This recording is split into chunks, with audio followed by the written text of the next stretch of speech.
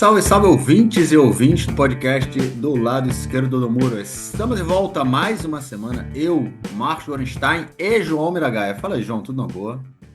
Fala aí, Marquinhos. Estamos aí depois da primeira semana de aulas. Eita, essa semana é aquela semana, né? É Bom, aquela imagino pra semana, tu pois aí. é. Eu também no museu, voltei a todo vapor, também voltei às atividades com as crianças, aula As pra escolas já criança. voltam a visitar o museu na primeira semana Cara, do ano eu no letivo? domingo eu guiei soldados e ontem eu guiei alunos. De ontem foi o quê? Dia 3, né? Tipo, no início mesmo. Já guiei. Semana Importante que vem eu tenho guiar mais aluno também. Semana que vem eu guio mais aluno também. soldados nessa época, é importante guiar ali, né? E tem sempre, pô, cara, esse dia tinha soldado pra caceta no museu. Só o grupo que, quando eu fui guiar, eram eu e mais 12 guias. Eu mais 11 guias, eram 12 grupos. Eram cerca de, sei lá, 360 soldados no museu. De uma vez só. Porra. Mas é importante, né? É importante porque fico dando umas dicas, né, durante a guiada para ver se eles conseguem entender as coisas de um outro ângulo, né? Quando fala de genocídio, né, essas coisas, mas enfim, nem sempre é possível. Mas e aí, cara, como é que foi a sua volta aí ao colégio, cara? Na verdade, nesse colégio não é exatamente volta, né? Mas, cara, Início, né? foi uma semana. Primeiro de tudo, cara, criança é uma coisa muito legal, cara. De verdade, eu gosto muito de trabalhar com criança. Teve uma época que eu Qual a achava que idade eu. do pessoal que você tá, das crianças que você está trabalhando? Que tá Zain, né? Que a gente falou, é Ah, 12 e 13, tá, né? tá. É, 12, 12 13, e isso, é verdade. 13. Pois é, que assim, é uma. Eu até expliquei, até comentei na semana passada, né, que o pessoal, quando você fala que dá aula para essa idade, a reação é tipo, oi, caramba, boa sorte aí para você. Mas eu vou te falar que, cara, primeiro de tudo, essa escola é uma escola legal, né? Então, você tem primeiro essa diferença. Os alunos são diferentes porque os pais eles apostam numa metodologia diferente e tal. E também, cara, enfim, porque criança é uma coisa maneira, cara. Eu gosto de criança, assim, num estado que, ao mesmo tempo, né, que eles têm resistência a algumas coisas e tal, por outro lado, eles são muito mais abertos, né, a coisas que adultos não são. Não só por preconceito de receber determinadas visões ou fazer determinados questionamentos, mas também de participar de dinâmicas que você faz, né? Isso eu acho muito mais legal com criança que com adulto. Eu achava, em determinado momento, que eu ia querer trabalhar com educação com adultos, né? E a verdade é que, não sei, chega um momento na vida que você entende que criança é mais legal. Nada contra vocês aí, adultos que nos escutam, que são praticamente todos os nossos A ouvintes. maioria não tem A gente ninguém. não tem praticamente, é um zero ponto alguma coisa por cento dos menores de 18 anos que escutam a gente, E que né? Tazai Mas, não vai ter, né? 12 mas anos. eu acho que os adultos não ficam chateados com isso, porque os adultos também já foram crianças. Pois Enfim, é. não, e eu acho que, cara, eu não gosto da frase, né? As crianças são o futuro, porque o que os adultos também não são, né?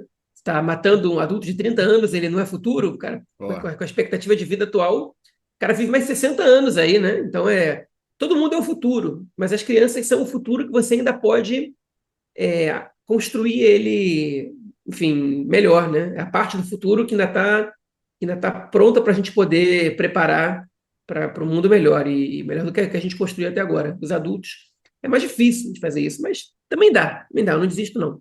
Mas enfim, criança é mais legal, eu gosto mais de criança, é mais divertido, é mais cansativo também, mas é mais divertido. E me obriga também a ser mais didático, né? E a ser mais rápido, ser mais direto às vezes e explicar melhor as coisas. Eu acho que vai até ajudar no podcast aqui, enfim, agora essa quantidade de horas em sala de aula que eu vou ter. Mas é isso. Mas Terminamos a é. semana, que aqui termina a semana na quinta-feira, depende da escola. Aqui na minha região onde eu moro, não tem aulas sextas. Ah, Então maravilha, hein? pois é. É maravilha ou não, né? Porque eu vou te ser sincero com você, cara. Aquela sexta-feira. Vou te ser sincero com você, ótimo. Eu tenho saudade de É, dormir de manhã na sexta, né? De poder pois levar meus é, filhos para cara. Pois o é. A jardim galera de vai pro infância colégio. e, É. é, e- e tirar aquele cochilo ou ir no supermercado, sei lá, fazer o quê? E até às Pois 11, né? é. 11, meio-dia, tá ali livre, né? Sem a rapaziada. Mas Depois assim, se volta. eu tô em casa de fim de semana, então eu tô tranquilo. Que aí eu tô com meus filhos sem estar com preocupação de trabalho. Aí eu tô de boa. É. E a gente teve alguns ouvintes aí comentando, né, justamente sobre essa função, sua nova função como uma das Merraner, funções né? no colégio, né, de merraner como educador, né, comentando que a gente teve a Júlia Milanese, que o nosso queridíssimo ouvinte aí, a gente está sempre falando dela, sempre escreve para a gente comentando também que há em alguns colégios no Brasil, ela diz que talvez boa parte nas escolas particulares, há um orientador pedagógico, né, que cumpriria esse mesmo papel aí, que seria a sua função, né? Também tem um outro ouvinte que eu agora não estou achando o nome dele, talvez você tenha aí, que comentou que no Ceará, né, no ensino no Ceará também tem esse tipo essa função, né, de um educador, assim, mais geral. O que, enfim, é muito importante, né, porque acaba fazendo essa conexão aí. Eu, enfim, eu tenho lá no museu, eu acabo tendo também muitos contatos, né, com educadores, com o pessoal que tem essa mesma função que você na escola e, sem sombra de dúvida, é importante, até porque, né, é o pessoal que acaba tendo uma relação muito mais ampla com os alunos do que os professores, né? Cumpre um papel realmente de fazer a ponte ali entre o colégio e os parentes, né, os pais, as mães. Mas é isso. Ô, João, vamos lá, cara, vamos Antes de comentar você aí. começar, você queria fazer um comentário? Pois é, teve mais um Comente. comentário de ouvinte, porque a gente não vai ter a sessão correio hoje, porque não teve nenhuma pergunta, exceto uma. Então eu vou trazer ela para cá rapidinho, porque foi uma pergunta barra comentário, foram muitos comentários, né, que a Carol Brandt fez na nossa página do YouTube, no comentário do nossa edição. Quem quiser ler o comentário inteiro está lá. Ela faz várias reflexões em cima de algumas falas que a gente fez, mas ela perguntou para a gente se a gente já pensou em se candidatar e de entrar para a política. Marquinhos, já pensou em se Eita, candidatar pô, e entrar para a eu não política vi aqui em isso Israel? não. Ih, tô fora, tô fora. Olha, Isso um não. dia, cara, eu já tive esse sonho, assim, Ah, essa ideia, né? Mas eu vou te comentar até uma coisa. Não foi exatamente o que me fez deixar de ter isso, mas a gente vai entendendo mais a situação e a gente vai vendo como esse é um processo muito complicado. Quando o Estado de Israel foi criado, em 48, na verdade em 49, né, quando se estabeleceu o primeiro parlamento, eles estabeleceram que o número de deputados tinha que ser 120. 120 parlamentares para uma população, naquele momento, de 800, 900 mil pessoas. E hoje Israel tem 10 milhões, mais de 10 milhões de pessoas, mil habitantes, sem contar os palestinos da faixa de Gaza e Cisjordânia. E continua com 120 representantes no parlamento. E a maioria dos partidos não tem primárias. Não, você não tem eleições primárias. Né? Então, para você ser candidato, ou você tem que ganhar as primárias de algum partido, isso quer dizer que você tem que estar muito por dentro da vida política interna do partido, ou tem que ser uma pessoa muito influente em algumas prefeituras, ou conselhos, como se fossem de vereadores, né? Conselhos de regionais e tal. Ou você tem que ter muito destaque na tua área de atuação, para que um desses partidos que não tem eleições primárias te convide para fazer parte da lista deles, que é o que fazem partido do Yair Lapid, né, do Benny Gantz, o próprio Victor Lieberman e tal. Só o Likud, o Partido Trabalhista, né, o Meretz, até nas eleições passadas eu estou falando, e o sionismo religioso realizam primárias abertas para que os filiados ao partido possam votar. Todos os outros partidos têm outros meios de seleção das listas. O Chas, por exemplo, o Partido Ortodoxo Chas, é um conselho de sábios que forma a lista. Então, e talvez seja ainda mais democrático do que no Israel Nossa Casa, do Avigdor Lieberman, onde é um conselho de um homem só. Ele é simplesmente o conselho estabeleceu do isso sábio, também. né? É o Pois conselho é. do sábio. Enfim, agora ele vai lá e forma a lista dele. Então, ser parlamentar aqui, ou você está vivendo a política muito de perto por muito tempo, e tem uma base, e mesmo assim, gente com bases muito grandes, com cargos importantes, não consegue entrar nas primárias, né, nos partidos, principalmente os partidos de esquerda, só ultimamente, até porque eles têm eleito muito poucos deputados. Né? Então, por exemplo, o Yair Oppenheimer, que foi diretor-geral do Movimento País Agora, um cara que está o tempo todo na televisão, agora já não está tanto, mas que vivia na televisão, É. tinha um programa de rádio dele, ele se candidatou tanto para a lista do Partido Trabalhista quanto para a do Meretz, e ele não conseguiu entrar e ficou longe de ficar entre os primeiros lugares para ser eleito. Então é muito difícil. Peraí, o cara se candidatou por dois partidos? Não, O não, em Yari? anos diferentes. Ah, tá. Em anos Ah. diferentes. E você não pode estar afiliado a mais de um Não, pois é, isso que partido. eu, Você não pô. pode estar afiliado a mais de um partido, né? Eu não sei como é que eles rastreiam isso, mas não pode. Enfim.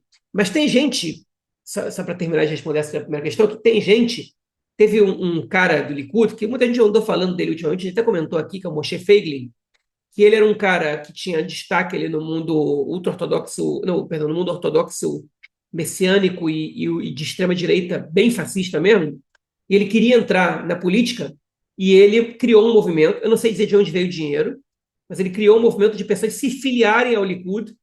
Muita gente se filiou ao Likud e votou nele e ele entrou na lista do partido. E gente de esquerda também tentou fazer isso no Likud, né, que era a lista liberal do Likud. Né? O nome liberal aqui em Israel é muito associado à esquerda. Esquerda pacifista, principalmente, democrática, mas não sei se você é considerado esquerda em outros lugares. Mas muita gente chegou a se filiar. Minha esposa também participou desse movimento, uma época, de se filiar ao Likud para votar em gente de esquerda para a lista do Likud. Sério mesmo? Sim, chegou a ter isso. Ah! E, pois é, mas esse grupo, ele nunca conseguiu emplacar alguém. E esse movimento acabou. Chamava Areshima Ezrahit Balikud, a lista civil do Likud. Né? Mas, assim, alguns membros importantes dessa lista, né, chegaram a falar em programas de televisão contra o governo. E aí deputados ligavam para eles, pô, mas a gente é do mesmo partido que está fazendo isso e tal. A gente não tinha entendido ainda qual era a sacada dos caras. Mas não funcionou. Eu acho que é mais fácil eu me eleger deputado pelo Likud do que por um partido de esquerda. Porque o Likud Porra. elege 30, né? E tem gente que diz, a briga tem que ser ali, tem que ser dentro do Likud, porque ali é um partido democrático e tem gente que vota no Likud de olho fechado, você nem presta atenção no que o governo faz ou deixa de fazer. Enfim, agora, o outro comentário que você fez, rapidinho para a gente poder entrar na pauta, ela disse que uma amiga aprendeu depois de velha a fazer tricô num tutorial em chinês no YouTube. E o Benny Gantz podia tentar. Uma nova tarefa para ele. Tá aí Porra. a sugestão, Benny Gantz. Se você escutar o nosso podcast sem entender português, você fez mais aulas de português no tutorial do YouTube também, ou no Duolingo, você pode, enfim, vale aí a dica para você. Isso aí, cara. Eu acho que esse cara não tem mais capacidade de aprender nada. Nada. Absolutamente nada. Ele não aprende nem com os próprios erros, né? Pois é, cara. Pois é. Perdeu a completa capacidade de avançar, né? De progredir na vida.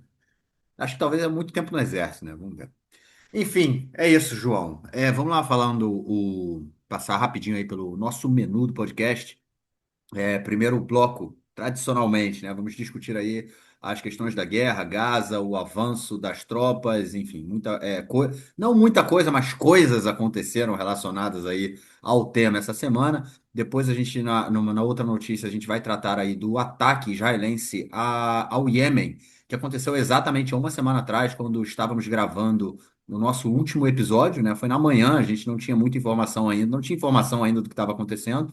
E depois que a gente gravou à noite, no final do dia, as informações começaram a sair, um grande ataque israelense aí no Iêmen que matou o primeiro-ministro, né, o presidente, o líder do governo, né, o chefe do governo dos Houthis, né, o Ahmad al-Ravi, acho que eu estou pronunciando corretamente o nome dele, e mais outros 11 oficiais do governo Houthi, a gente vai comentar disso. Depois também a gente vai falar sobre a questão da Bélgica também ter se posicionado aí a favor do reconhecimento do Estado palestino agora na ONU, né, nas Nações Unidas, agora nesse mês, na Assembleia das Nações Unidas. No segundo bloco, a gente vai tratar das questões internas, né, a questão mais, enfim, a crise permanente, né, entre a conselheira jurídica e o Ben-Gvir, a questão da Suprema Corte também e a intervenção, não, a decisão da Suprema Corte sobre o que fazer em relação à demissão da conselheira jurídica, né, da Galit Barba Miara,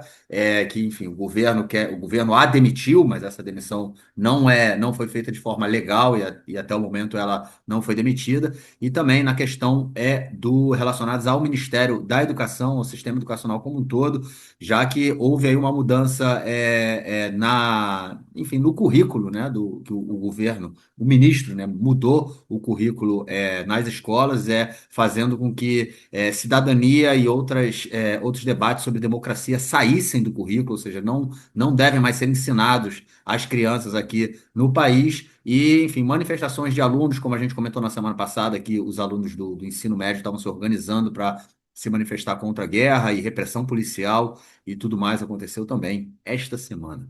Terceiro bloco, vamos dar a dica cultural, palavra da semana e o correio dos ouvintes, que já tratamos dele, na verdade, mas enfim, é sempre no terceiro bloco que a gente costuma fazer isso. É isso, gente. Então, antes mesmo de passar rapidinho para o nosso primeiro bloco e começarmos de vez, queremos dar aí, deixar o grande agradecimento aos nossos mais novos dois colaboradores, Daniel Becker e Ilan Chomrone. Obrigadão aí pelo apoio de vocês, agradecendo de todo o coração. É isso, o marco temporal, e aí sim é a última coisa, dia 4 de setembro é aniversário da minha filha, por isso que quem está vendo no YouTube está vendo balãozinhos aqui atrás de mim. 1h22 da tarde, a gente gravando o nosso episódio 317.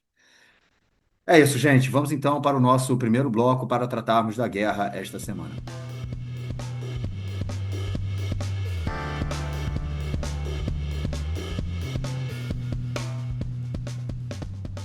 João, começamos o ano letivo, começamos na segunda-feira o ano letivo, dia 1º de setembro. Na terça-feira, o governo emite o governo não, o exército, né, na verdade, emite 40 mil ordens de convocação para reservistas, parte deles soldados, né, de infantaria, né, a galera que vai ali é soldado mesmo, cravi que chama, né, o guerreiro, e outros, enfim, e o resto, né, o pessoal que fica ali no background também, tratando de outras questões. Isso aí no dia seguinte ao início das aulas, e quando o gabinete volta a discutir o início da operação na cidade de Gaza, né? Agora o exército se prepara, já está tendo atuação, já está atuando ali nos arredores da cidade de Gaza, ataques continuam sendo feitos aéreos, né? Só que agora começa a preparação para a entrada terrestre na faixa de Gaza. Lembrando que isso com o chefe do Estado-Maior é contra essa operação, mas é isso que o governo quer. O governo faz reuniões de gabinete, aprova a entrada na faixa de Gaza, não discute questões relacionadas ao acordo com o Hamas. Lembrando que há 2 semanas atrás o Hamas aceitou a proposta que foi apresentada pelo Egito e pelo Catar, e desde então o governo israelense não se pronunciou a respeito. Então, se alguém nesse momento não está respondendo, é o governo israelense que se prepara para a invasão da cidade de Gaza. É, Muita questão em cima disso, né? A gente vê aí que a grande maioria da população é contra. A gente tem ministros e membros do Likud que não são contra, mas enfim, acabam ficando acuados e acovardados, né, nessa situação. E ao que a gente vê agora, João, nessa semana extremamente turbulenta, com manifestação de famílias de reféns, mais uma vez em Jerusalém, é que o governo simplesmente continua contra o povo e decide invadir a cidade de Gaza. Pois é, Marquinhos, a gente tem algumas informações interessantes que circularam essa semana sobre a questão de Gaza, né? Primeiramente, a gente teve um aumento substancial no número de mortos pelo exército israelense. O número de mortos de fome noticiado ele tem diminuído, fome, desnutrição e consequências da falta de insumos e alimentos. A gente estava tendo um número de entre 5 e 10 mortos por dia, e esses números eles caíram, né? Às vezes nenhum, às vezes está na casa dos 4, o que, enfim, não é para ser ignorado, mas, enfim, é menos uma notícia desalentadora, digamos assim. Chamar de boa notícia seria ousado demais. Mas a gente teve um aumento de mortos por conta dos ataques israelenses, e também nas filas por espera de comida, que há uma constante já há meses, né, há 2, 3 meses que isso vem acontecendo, praticamente desde que a ajuda humanitária voltou a entrar em Gaza através da organização do Fundo de Ajuda Humanitária trazido por Israel para os Estados Unidos. De terça para quarta, se não me engano, foram 130 mortos, que foi o maior número em um dia, em algumas semanas. E isso que tem a ver com o princípio de invasão da cidade israelense na cidade de Gaza, perdão, do exército israelense na cidade de Gaza. Quando eu digo princípio, porque Israel está atuando no momento, pelo menos por vias terrestres, na periferia da cidade de Gaza, ou seja, ainda não entrou na cidade de Gaza completamente. Segundo o Ohad Helmo, ele vai ser uma das minhas principais fontes para essa, tanto ele quanto o Amos Harel sobre Gaza. O Ohad Helm é o repórter responsável por questões árabes do Canal 12, e o Amos Harel é o repórter militar do Haaretz.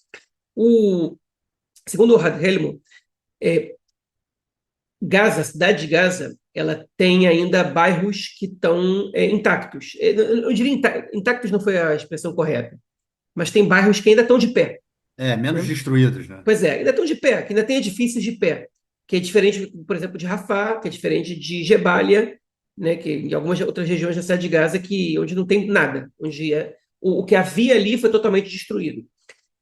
Gaza ainda tem regiões ali, a periferia de Gaza está mais destruída, a cidade de Gaza tem regiões que ainda estão mais de pé, mas também tem regiões que estão destruídas. E por conta disso, né, que essas regiões urbanizadas, parte delas ainda estão de pé parcialmente, pelo menos, isso dificulta um pouco o trabalho do exército. Né? Se você não tem mais nada de pé, você não tem mais onde as pessoas se esconderem, os terroristas não podem se esconder ali, e eles vão ou para túneis subterrâneos, ou eles estão mais expostos e o ataque ele é facilitado. Né? Então, para o exército, a terraplanagem, digamos assim, da região urbana, ela é importante. Mas para isso, o exército precisa de bulldozers, né, que são tipos de tratores com grande potencial de demolição, né, com grande força para demolição de estruturas físicas de alvenaria. Israel começou a guerra e tinha cerca de 200 bulldozers à disposição, no dia 7 de outubro de 2023. Hoje, Israel está operando com cerca de 130, porque o embargo da Alemanha ele dificulta, o embargo militar que a Alemanha colocou sobre Israel, ele dificulta a reposição de algumas peças e você não tem todos esses veículos à disposição para poder realizar essa tarefa de destruir edifícios na faixa de Gaza. Além disso, e segundo o Ohad Helmut também, a evacuação da população civil de Gaza para o sul, ela tem sido muito dificultada porque as pessoas não têm dinheiro para ir para o sul. O aluguel de um carro para dirigir poucos quilômetros na faixa de Gaza está saindo cerca de 1.200 shekels, mais ou menos 370 dólares, para um dia. E aí, numa região onde as pessoas não estão trabalhando, onde elas estão passando fome, quem tem 370 dólares para alugar um carro? Cada espaço físico de alguns poucos metros quadrados, onde você pode abrir uma barraca, ela está sendo alugada por famílias que controlaram determinadas regiões, alegando que aqueles terrenos pertencem a elas, e nada é de graça. Então, para você sair de Gaza e ir para o sul, para um lugar que vai estar superlotado, Gaza, eu digo da cidade de Gaza, né? Para ir para regiões mais ao sul, onde o exército está mandando você ir, regiões que estão superlotadas, isso obviamente vai fazer com que o aumento do metro quadrado ali para você instalar a tua barraca aumente, desencoraja famílias a tentarem fazer isso, porque elas não vão ter onde abrir suas barracas, simplesmente por isso. Né? Então, o exército está lidando com algumas dificuldades. A terceira dificuldade, obviamente que tem dificuldades também dos palestinos, né? Principalmente deles. A terceira dificuldade nesse aspecto, a gente comentou aqui também da ausência de tanques e tal, por conta do mesmo embargo alemão. Outra questão que tem a ver com a imigração é que o próprio exército considera que mesmo que eles imponham o êxodo dessas pessoas ao sul, eles acreditam que cerca de 200 mil civis vão permanecer em Gaza, mesmo sabendo que isso vai colocá-los em situação de grandíssimo risco de vida por uma série de fatores. Também pela razão econômica, mas também por outras questões. Pode ser que eles não possam sair dali porque tem um parente deficiente físico ou que está no hospital em Gaza, ou que eles não queiram sair dali para não permitir que Israel se aposse da cidade e que isso represente no futuro a construção de colônias judaicas ali. Enfim, todo tipo de avaliação é possível num cenário como esse, então isso ainda dificulta ainda mais essa evacuação e a gente pode ver muitos inocentes morrendo nessa... A gente vai ver, esse número pode ser ainda maior do que a gente pensava, de muitos inocentes morrendo nessa conquista da cidade de Gaza. E outro fator que tem também prejudicado a situação do Exército é a baixa adesão de reservistas. Ontem o Nir Dvori, ele foi o primeiro jornalista que trouxe um número não oficial de que o atendimento dos reservistas, 60 mil reservistas, à convocação, ele tem sido na casa dos 80%. O Exército enviou nessa semana 60 mil Savei Shmone. Savei Shmone é a convocação imediata. Em até 24 horas, você tem que estar... o Exército anunciou que ia mandar 60 mil, né? Que você tem que estar presente no lugar onde o Exército te mandou ir. Eles anunciaram 60 mil, mas não mandaram todos. Até agora, 30 mil soldados atenderam, segundo o Unido Dvori. Resulta, é um pouco curioso, né, que o Unido Dvori tenha essa informação, sem que seja um número oficial. A informação que a gente tinha durante essa semana era que o número de soldados que estavam atendendo a essa chamado, ele não estava sendo divulgado pelo Exército pela primeira vez desde o início da guerra. E se o Exército não divulga, é porque coisa boa não é. 80% é um número alto. Okay? E o Nir Dvori, ele é um jornalista que ele podia ser praticamente substituído pelo porta-voz do Exército no Canal 12, porque o que ele leva são as informações oficiais do Exército ou as informações que o Exército quer que ele leve. Quando o Exército está no conflito com o governo, ele leva ao lado do Exército como se fosse a verdade, sem consultar, por exemplo, sem pedir o outro lado. Quando o Exército está em consonância com o governo, ele também leva a posição do Exército como se fosse a verdade. Então, a informação do Nidvor, desses 80% agora, ela me leva a crer que algum oficial do Exército está forçando a barra aí, porque o número não é oficial. Esse número não é oficial e o Exército não está divulgando o número oficial. E, de repente, o Nidvor divulga essa informação no programa mais visto do país, é porque o Exército está querendo incentivar os outros reservistas a se apresentarem e está segurando um pouco essas cartas de Savishmone para que as pessoas compareçam. Isso é informação minha? Não, isso é uma interpretação minha das informações que eu escutei, tendo em vista também quem está trazendo essas informações. Então, eu estou usando aqui, de maneira admitida, o argumento ad hominem, quando eu avalio o papel que o Niels Bohr vem desempenhando nesse conflito. Eu posso ter razão, pode ser, posso estar errado, também pode ser. A gente vai saber disso daqui a não muito tempo. Essa semana também Israel resgatou os corpos de 2 sequestrados que estavam mortos, né? Então agora a gente tem 48 em Gaza. Esses 2 são o Idan Shviti e o Ilan Weiss. Os 2 foram mortos na Festa Nova e foram resgatados pelo Exército agora. Demorou um pouco para que os nomes fossem divulgados, especialmente o do Ilan Weiss, mas eles já foram e, enfim, e agora podem ser enterrados, né, da maneira que as famílias, enfim, as famílias tiveram pelo menos o direito, a dignidade de poder enterrar seus entes mais próximos, né, mas a gente tem visto o Exército resgatar muito mais corpos de sequestrados do que sequestrados vivos, né? A gente também teve essa semana a morte do soldado número 900, desde o 7 de outubro, que era um brasileiro chamado Ariel Lubliner, que morava na região metropolitana de Haifa. Ele era reservista, tinha 34 anos, deixou um bebê pequeno, e ele foi morto por fogo amigo. Teve muito comentário dessas redes sociais, o exército mata tanto que mata até os próprios soldados, olha que estúpidos são. Olha, numa situação desse tipo de guerra, os soldados mortos por fogo amigo, eles são um número bem alto, e isso é geral.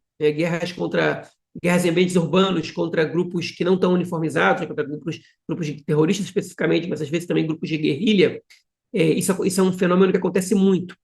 E eu cheguei a escutar esse número, não consegui apurar, de que quase 30% dos soldados mortos na guerra foram soldados mortos por fogo amigo. E isso também acontece do outro lado. Também tem palestinos que são mortos por foguetes ou por disparos do Hamas que os atingem.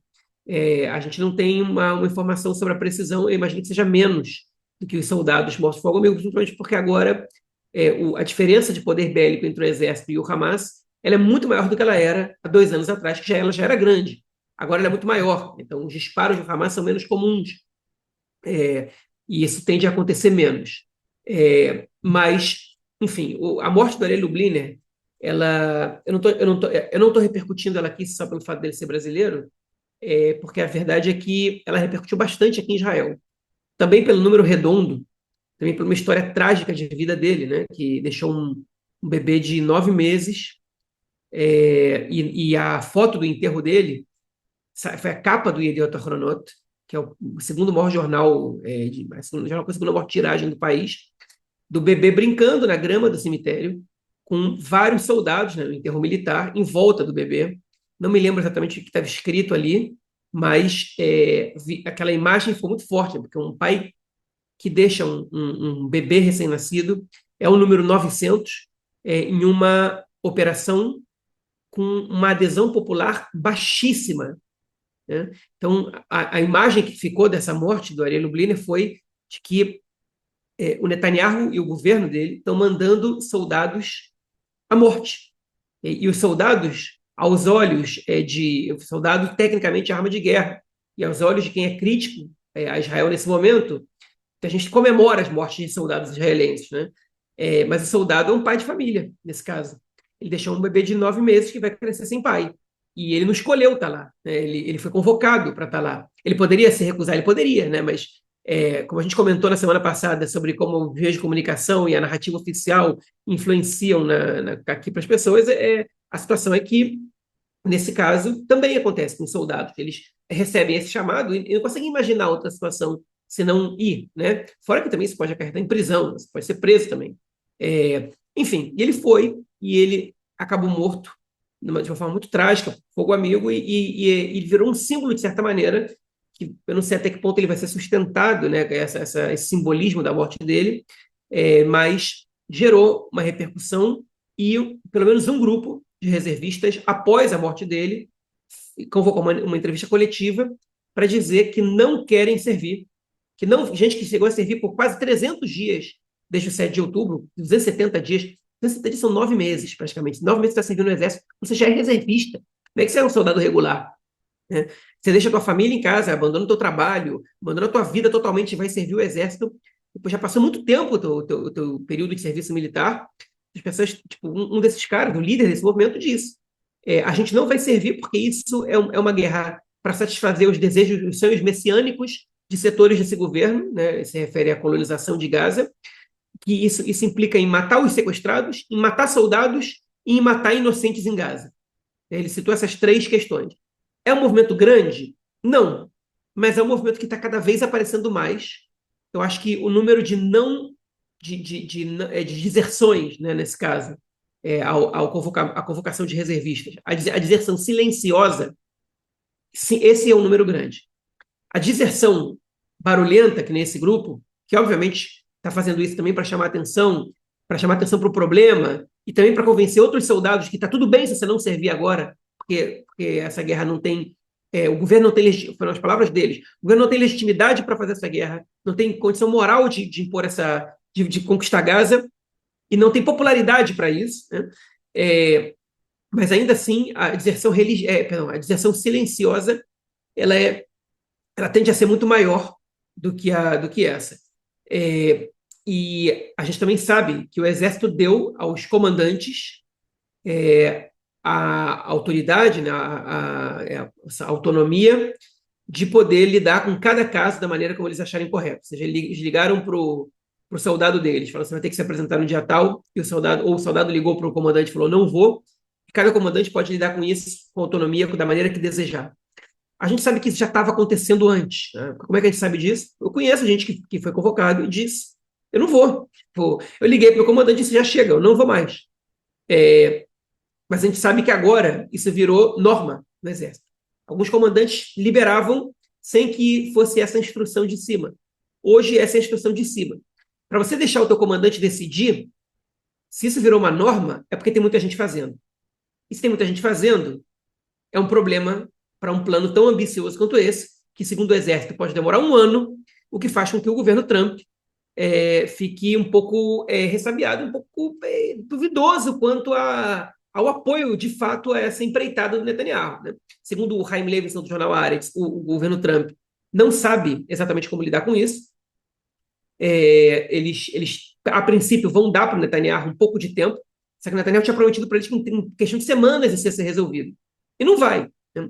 E aí, o que o Trump fez? Ele fez um comentário essa semana dizendo que a guerra tinha que acabar, que ela faz mal para Israel também, e depois ele fez um comentário dizendo que o Hamas tem que terminar com essa guerra, eles têm que soltar todos os sequestrados para dar uma mostra de boa intenção, e aí essa guerra acaba.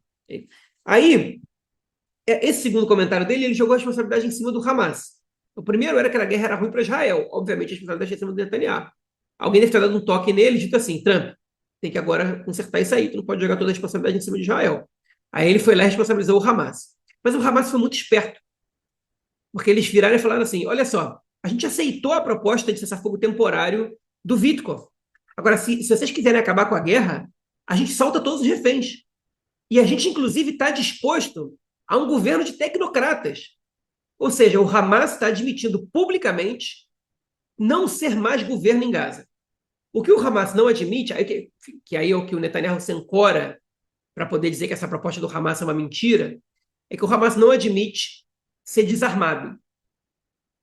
E o Netanyahu disse: se o Hamas não for desarmado, esse governo de tecnocratas é uma mentira, porque no fim das contas eles vão lá e vão impor a sua vontade para os outros grupos e vão ser governo. Além disso, a nossa exigência ele botou lá 5 exigências, a quinta delas é que quem governe Gaza não apoie terrorismo, nem eduque para o terrorismo e coopere com Israel.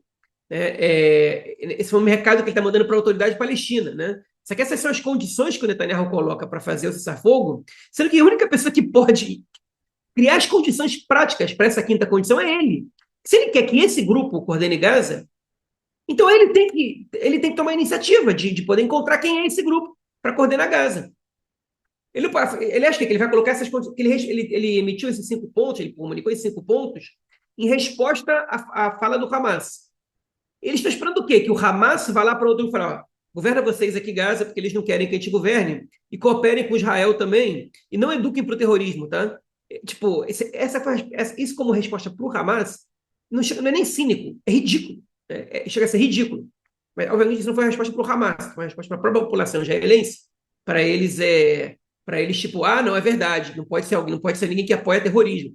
Já martelaram tanto que a autoridade palestina apoia terrorismo, não importa se eles cooperam com Israel para evitar terrorismo, que é o que na prática acontece.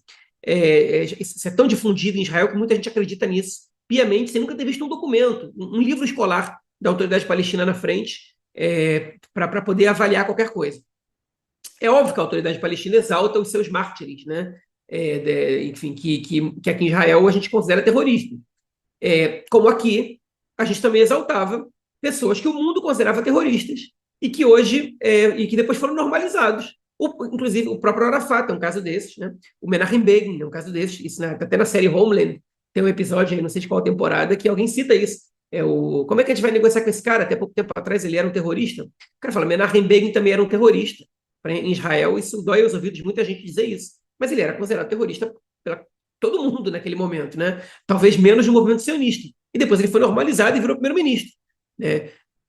Enfim, então, é óbvio que a autoridade palestina exalta esses mártires porque eles são símbolos da libertação nacional palestina, que ainda não aconteceu, mas esses são os heróis deles. Né? Se alguém esperava alguma coisa diferente disso, não conhece a própria história de Israel, que faz a mesma coisa, que exalta também pessoas com atos muito similares aos dos palestinos exaltados, que a gente chama de terroristas. Enfim, o fato, na prática, é que o Abu Mazen, com todos os defeitos que tem, e tem pra caraca, muitos, ele colabora com Israel, muito mais que ele atua de forma contrária a Israel, né, e numa posição que é bem complicada para ele colaborar com Israel.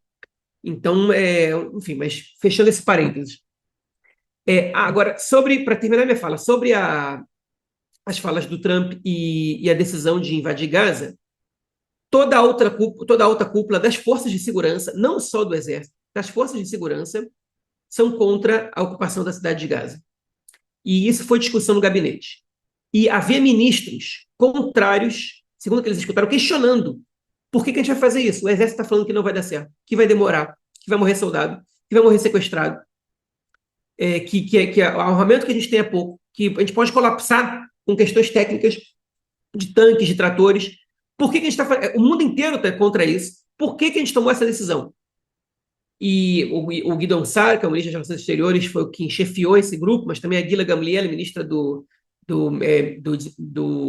da Inteligência, o Dudi Amsalem, que também tem um cargo de ministro, sei lá, o vice-ministro, sei lá do que, foram os que se posicionaram mais críticos a essa incursão. Eu não estou falando aí de ninguém muito razoável, não, tá? Principalmente o Dudi Amsalem, que é, enfim, que é Pô, é isso que eu ia falar, o Dudi Amsalem, que é um trator, né? Ele Pois já falou, é, inclusive, que queria tratorar o Supremo, né? Não foi ele que falou alguns anos atrás. ele Um disse trator derruba o Supremo.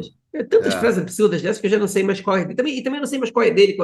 Enfim, Não estou falando de gente razoável. A Gilad Shalit também, ela foi a primeira que propôs a limpeza étnica de Gaza. Ela se orgulha disso. Mas, obviamente, que ela não usa a expressão limpeza étnica. Com Ela aquela fala, parada de empurrar os palestinos para o Sinai, logo no início da é, guerra. É. ela fala de projeto do Trump, né? Plano do Trump, de imigração voluntária. Mas, enfim, o fato é que eles questionaram. E qual foi a carta do Netanyahu?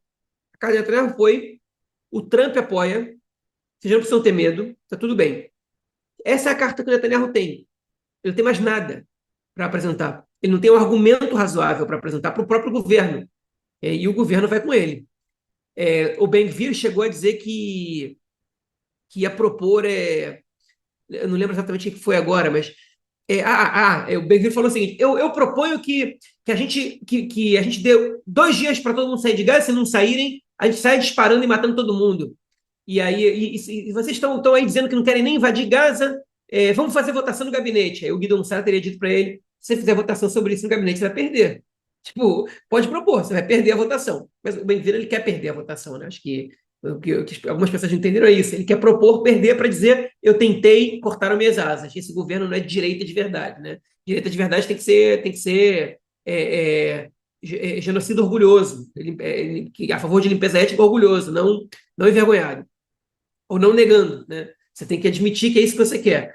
Mas, enfim, ou seja, as falas do Trump, às vezes me perguntam, em alguns momentos, se o Trump ele representa algo que ajuda, que respalda o Netanyahu ou não. Eu digo o seguinte: tanto o Biden quanto o Trump, eles representam às vezes ameaças ao Netanyahu e às vezes coisas positivas, né? Por exemplo, o Biden, quando ele estava mais enfraquecido no final do governo, o Netanyahu, ele brigar com o Biden dava força para o Netanyahu, porque para o público interno ele era o único em Israel que podia dizer não para o presidente dos Estados Unidos, né? A diferença é que para o Trump ele não pode dizer não. Esse é o lado negativo.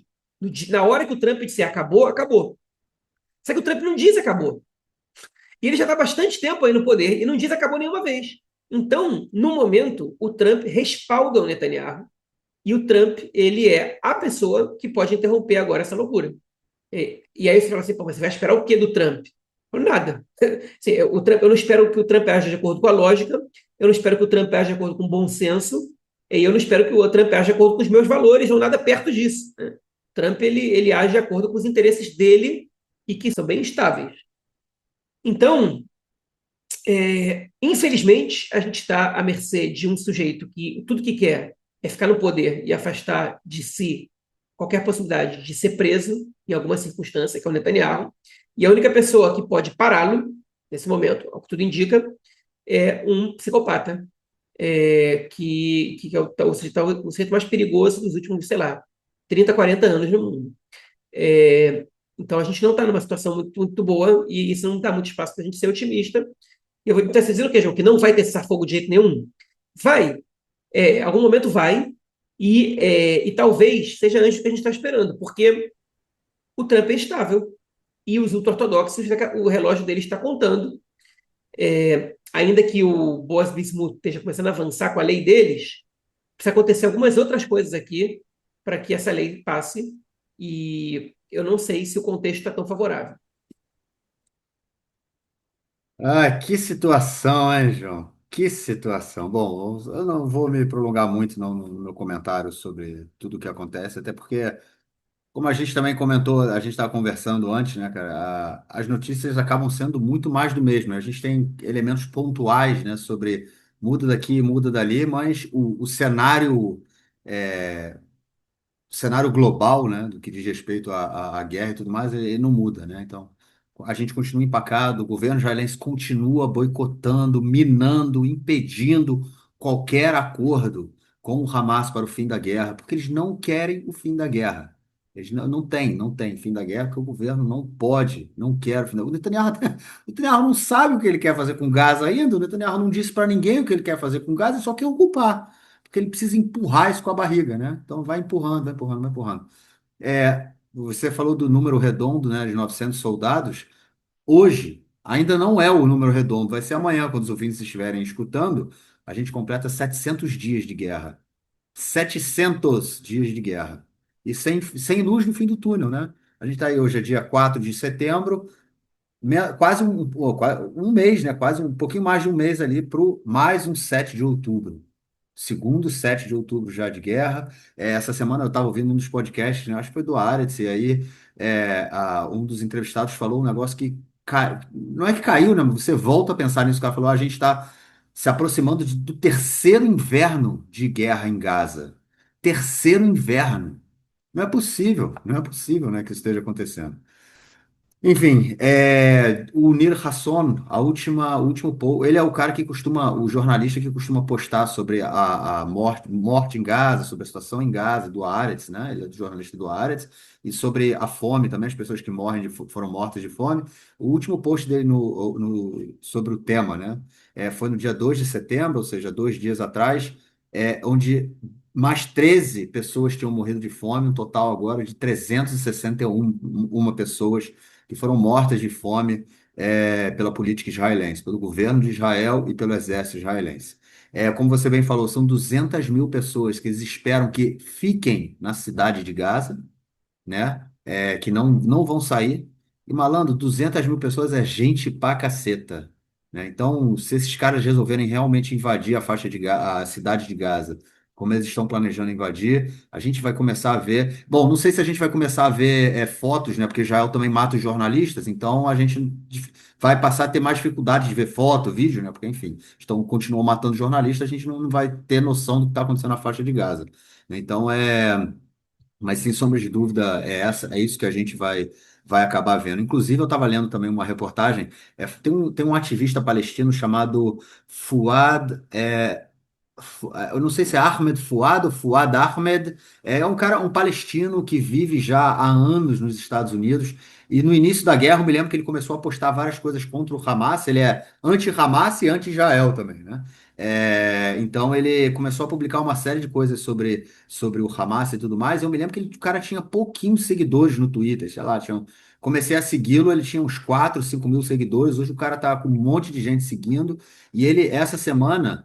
Ele era para ele ter voltado, ele saiu de Gaza, foi estudar nos Estados Unidos quando era criança. Depois ele ia voltar para Gaza, não voltou, que foi quando teve o sequestro do Gilad Shalit, né, mais de uma década atrás.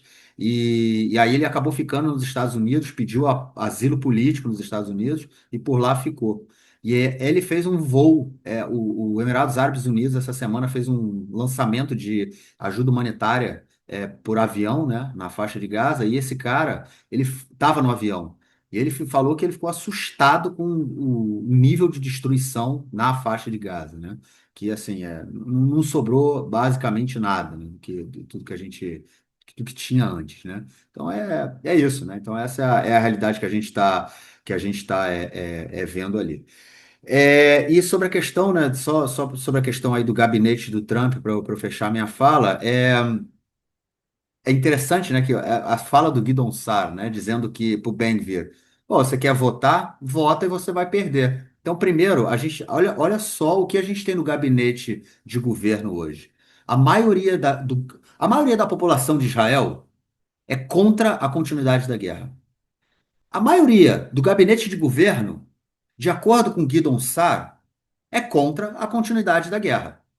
O Netanyahu está cagando e andando tanto para o povo do país, tanto para a população do país, quanto para o seu gabinete de governo. Ou seja, o cara é um autocrata, o cara é um ditador. Acabou, não tem mais democracia. Não tem mais um governo. Ele decide, acabou, ele decide. Não importa o que o exército fala, não importa o que o gabinete dele pensa, não importa o que a população do país que ele está lá para representar pensa. Não. O Netanyahu decide absolutamente tudo. O ditador Netanyahu, o cara que passa por cima de leis, passa por cima de regras, é o cara hoje que mantém a guerra na faixa de Gaza. E aí, quando muita gente fala, o Ben-Gvir ameaça sair do governo, e aí o Netanyahu segue com a política do Ben-Gvir, o Smotrich ameaça sair do governo, e o Netanyahu segue com a política do Smotrich. Não, gente, tá claro. O que o Guidon Sar falou tá claro. O Netanyahu, ele segue com a política do Smotrich e do Ben-Gvir, não é porque eles vão sair do governo, é porque ele quer isso. Ele teria o apoio do resto do governo se ele quisesse acabar com a guerra. Mas para ele, para ele manter a guerra é importante. Manter a guerra, ele mantém. a população presa, como o João falou da questão das pessoas se sentirem obrigadas a atender, né, a convocação. As pessoas, é isso, entendeu? Ele vai segurando as pessoas por esse sentimento, por essa questão da identidade, do sentimento de percepção, do sentimento de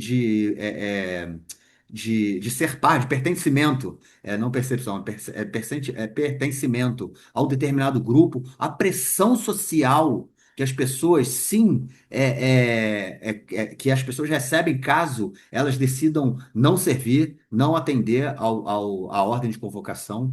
Então, isso tudo a gente tem que levar em conta e o Netanyahu usa isso. Ele vai contra a população do país, ele vai contra a maioria do gabinete de governo dele. Eu não estou passando aqui para o gabinete, pro pano dele, pro gabinete de governo dele, não. Para mim, são todos criminosos de guerra, todos eles deveriam ser presos.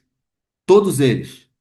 E o Netanyahu ainda mais. Os caras já estão. Os caras já falam, pô, a gente já cometeu bastante crime de guerra, vamos parar por aqui. Bom, o Netanyahu quer mais. Então, assim, já deu, né? Já deu, não dá mais. E só a questão do Trump, né? Uma outra coisa aí que o Trump falou é que o Netanyahu está perdendo, né? Israel está perdendo o apoio no Congresso americano. E quando ele fala no Congresso americano, ele está falando entre republicanos e democratas, né? Que isso é uma realidade. Israel sempre teve uma relação bipartidária nos Estados Unidos. Não importa qual fosse o presidente americano, seja fosse ele republicano ou fosse ele democrata, havia o apoio a Israel, né? Hoje a gente já não vê mais isso dentro dos democratas, né? Eu acho que hoje é claro que a gran... Dos que... republicanos também não. Pois Uma pesquisa que o essa é a Canal 12 parada. mostrou disse que menos de metade dos eleitores jovens republicanos não se identificam com Israel. Então, Talvez não pelas mesmas razões que os democratas, pelo menos sim, parte deles. exatamente, por questões opostas, né? Mas é isso que encaixa no comentário do Trump, né? Que ele falou, Israel está perdendo o apoio no Congresso. E aí, meus amigos, como todo mundo sabe, né? Se não fosse pelos Estados Unidos, essa guerra já teria acabado, né? Porque essa guerra só continua até agora. Na verdade, sim, não é que ela só continua, ela só começou. Israel só pôde começar a sua campanha genocida na faixa de Gaza por conta do apoio americano, principalmente. Teve o apoio inglês, apoio alemão, apoio francês, essa coisa toda. Mas principalmente por conta do apoio americano. Foram mais de 200 aviões no início da guerra, nas primeiras 3 semanas, antes de começar a invasão terrestre. Foram centenas de aviões americanos chegando em Israel com armamento, equipamento, a caceta toda. Né? Então é isso. Então Israel, hoje o governo vai se isolando assim de forma absurda, absurda, porque simplesmente o Netanyahu não quer terminar essa guerra. Ele não vai terminar essa guerra. O Trump pode botar pressão, pode não botar. Eu não acho que o Trump tenha alguma força para fazer com que o Netanyahu termine a guerra.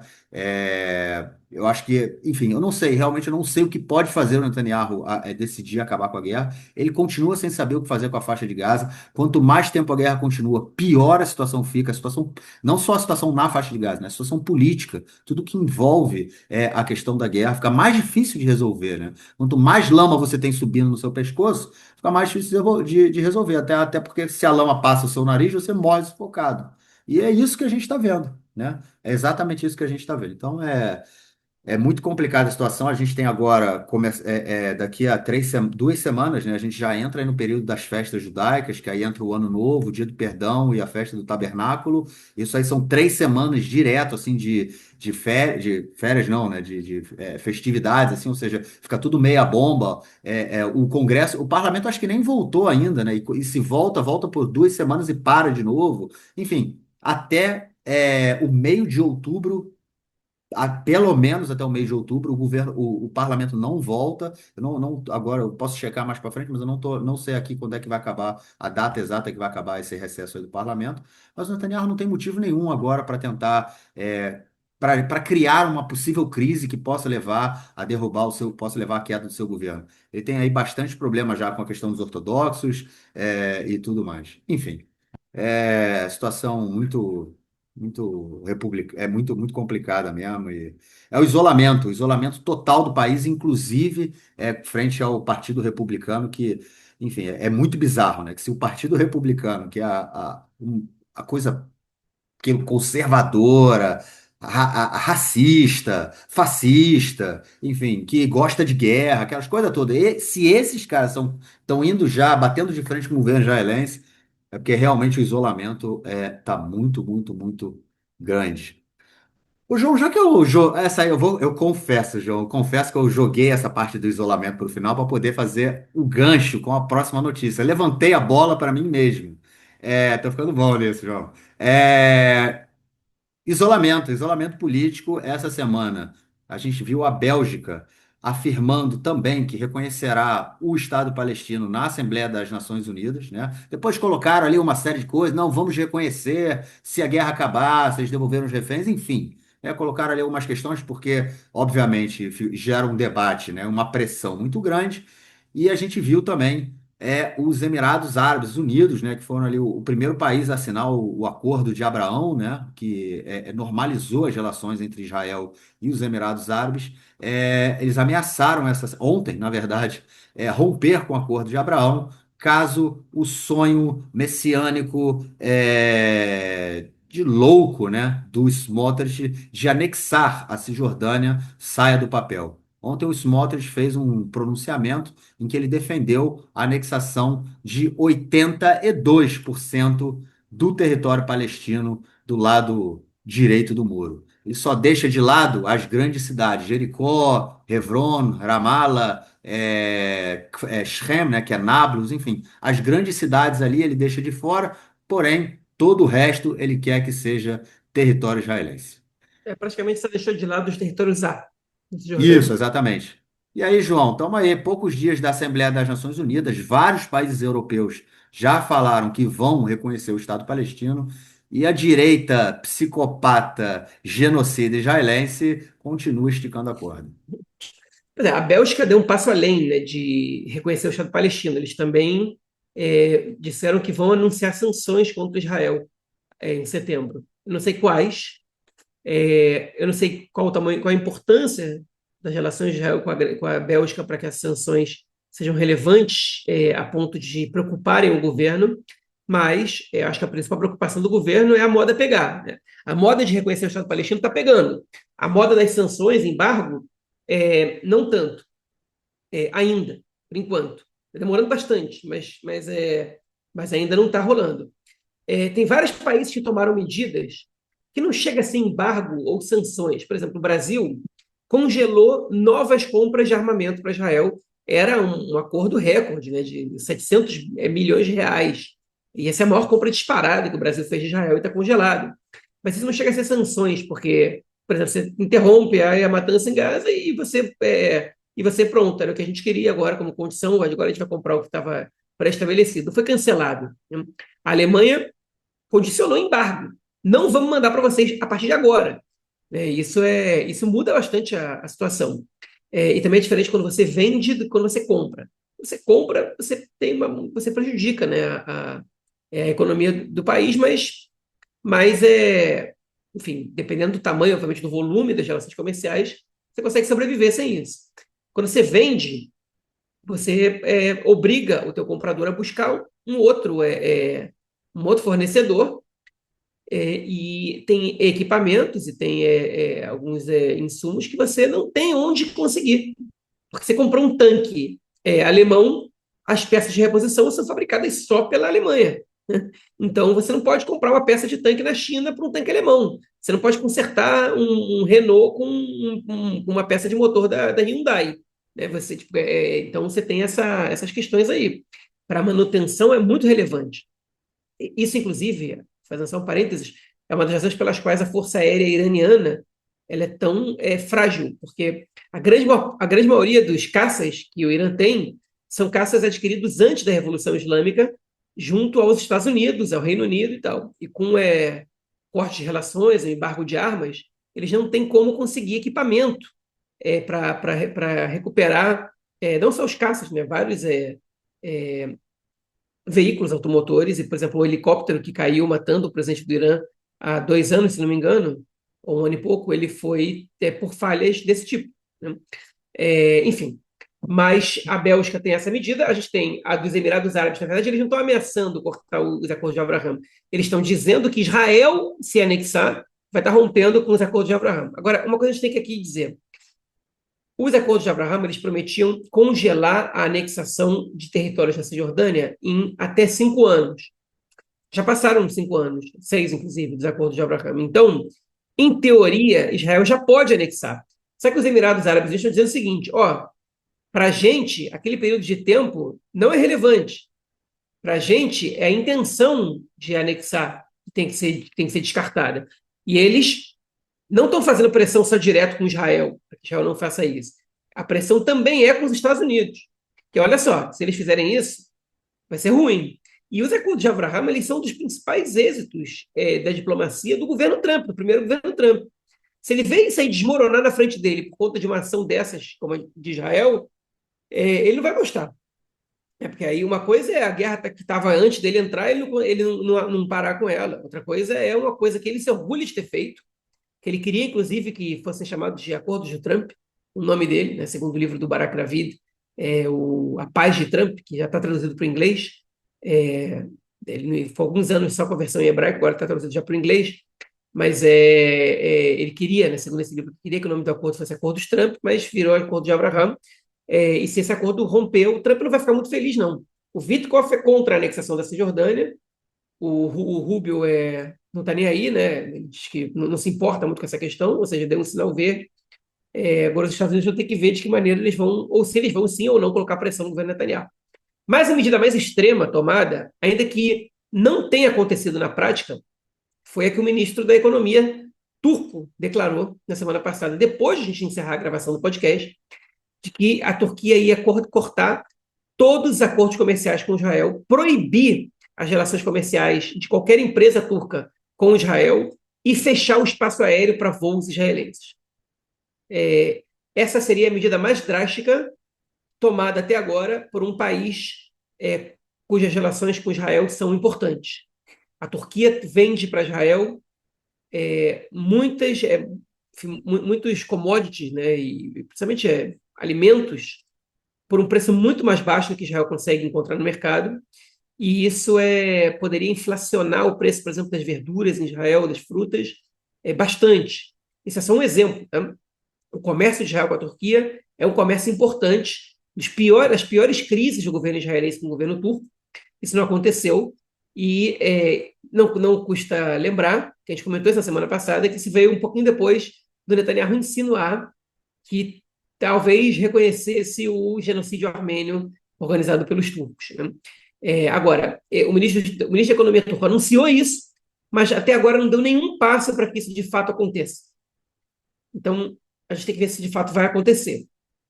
A tendência, eu acho, é que a Turquia diminua relações, tarife alguns produtos, mas que não corte totalmente, até porque para a economia turca isso também é um problema. E a Turquia não é um país com uma situação econômica muito favorável. E recebe ajuda da União Europeia e dos Estados Unidos para segurar refugiados, especialmente sírios, no país, para que eles não invadam a Europa. Né?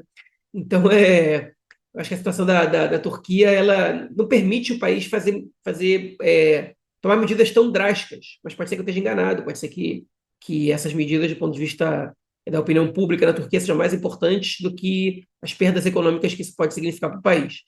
Enfim, tsunami diplomático, como se fala em Israel, é impressionante como o Netanyahu, que sempre se orgulhou de ser o cara da política externa, ele colocou Israel na pior situação da história do país, do ponto de vista da diplomacia. Né? O mundo inteiro está contra Israel, o mundo inteiro está reconhecendo o Estado palestino, quem não tinha reconhecido antes está reconhecendo agora, praticamente quase todo mundo. Provavelmente vai ver agora em setembro, na Assembleia Geral da ONU, um momento histórico, um momento de reconhecimento em peso, e um marco de uma Assembleia Geral da ONU, né, que é uma que já transforma o evento em si em algo muito mais simbólico, muito mais simbolicamente forte. Né?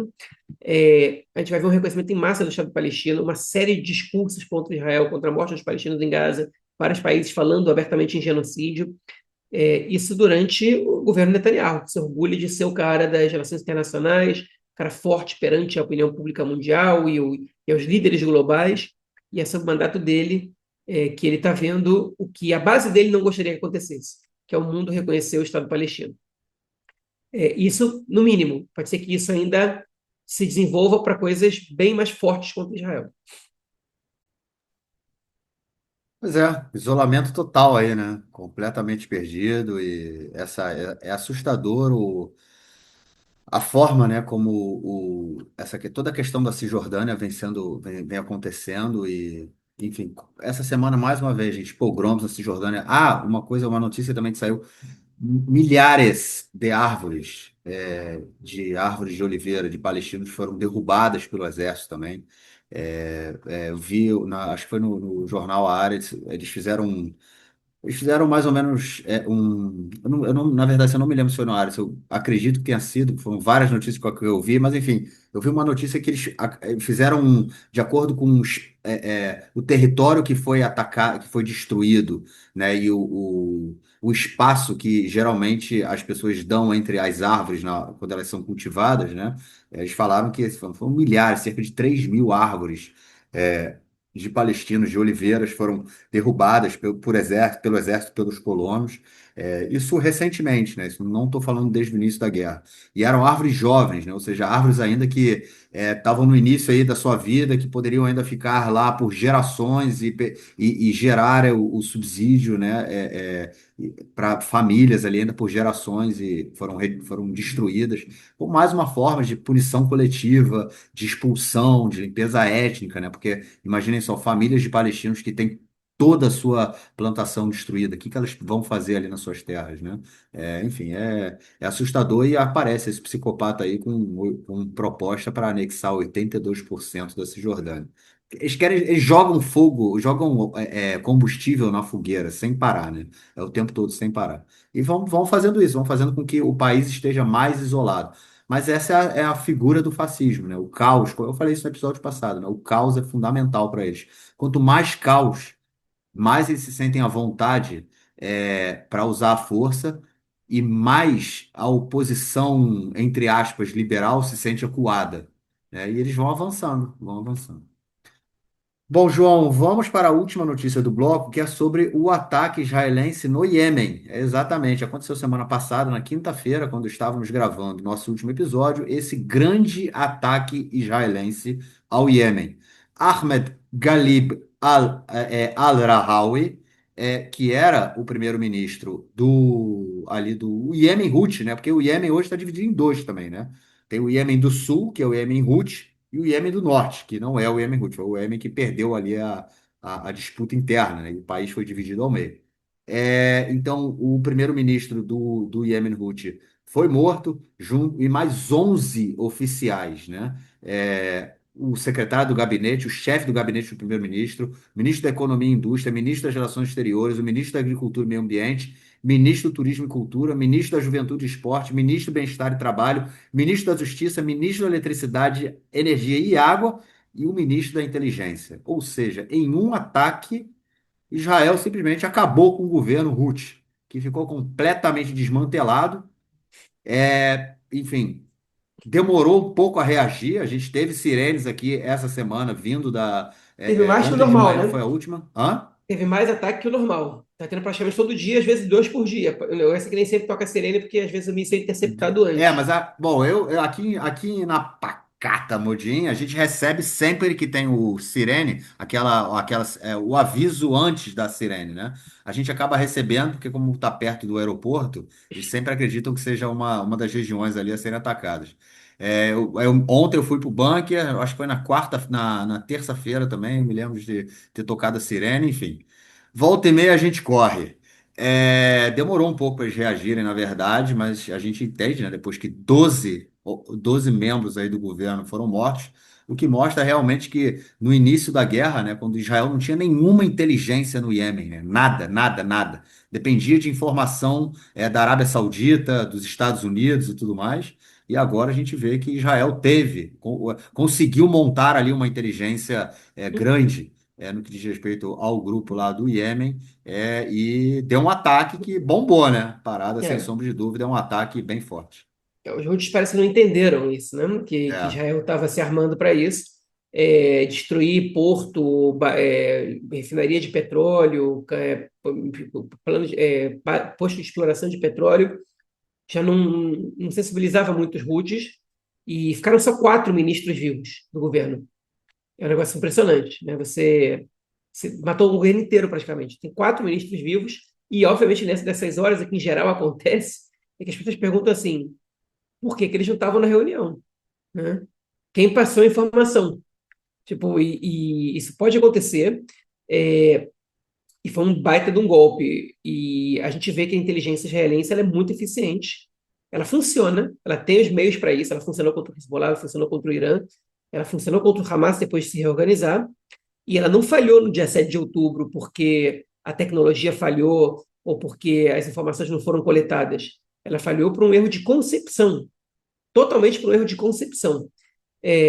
E se investe muito nisso, né? Isso aconteceu em junho. A inteligência israelense se reuniu todos os chefes de todos os departamentos do Exército, do Mossad, de outras agências, eles se reuniram e falaram: a gente não tem informação suficiente, vamos agora ver tudo que a gente tem para poder preparar alguma coisa que a gente possa debilitar esse grupo. E quando a gente fala em informação de inteligência, não é, enfim, envolve tudo, né? Envolve coisas que a gente sabe que tem e coisas que a gente não tem nem ideia que existe, né? Por exemplo, grampos telefônicos, espiões ali no território, colaboradores ali que você paga ou você ameaça para eles colaborarem e dar informação, mas você não precisa de informação só sobre onde está o primeiro-ministro do Iêmen. Você precisa de informações sobre o edifício onde eles se reúnem, sobre qual é o tipo de construção dele, sobre que tipo de explosivo pode fazer efeito ali, enfim, sobre tudo junto.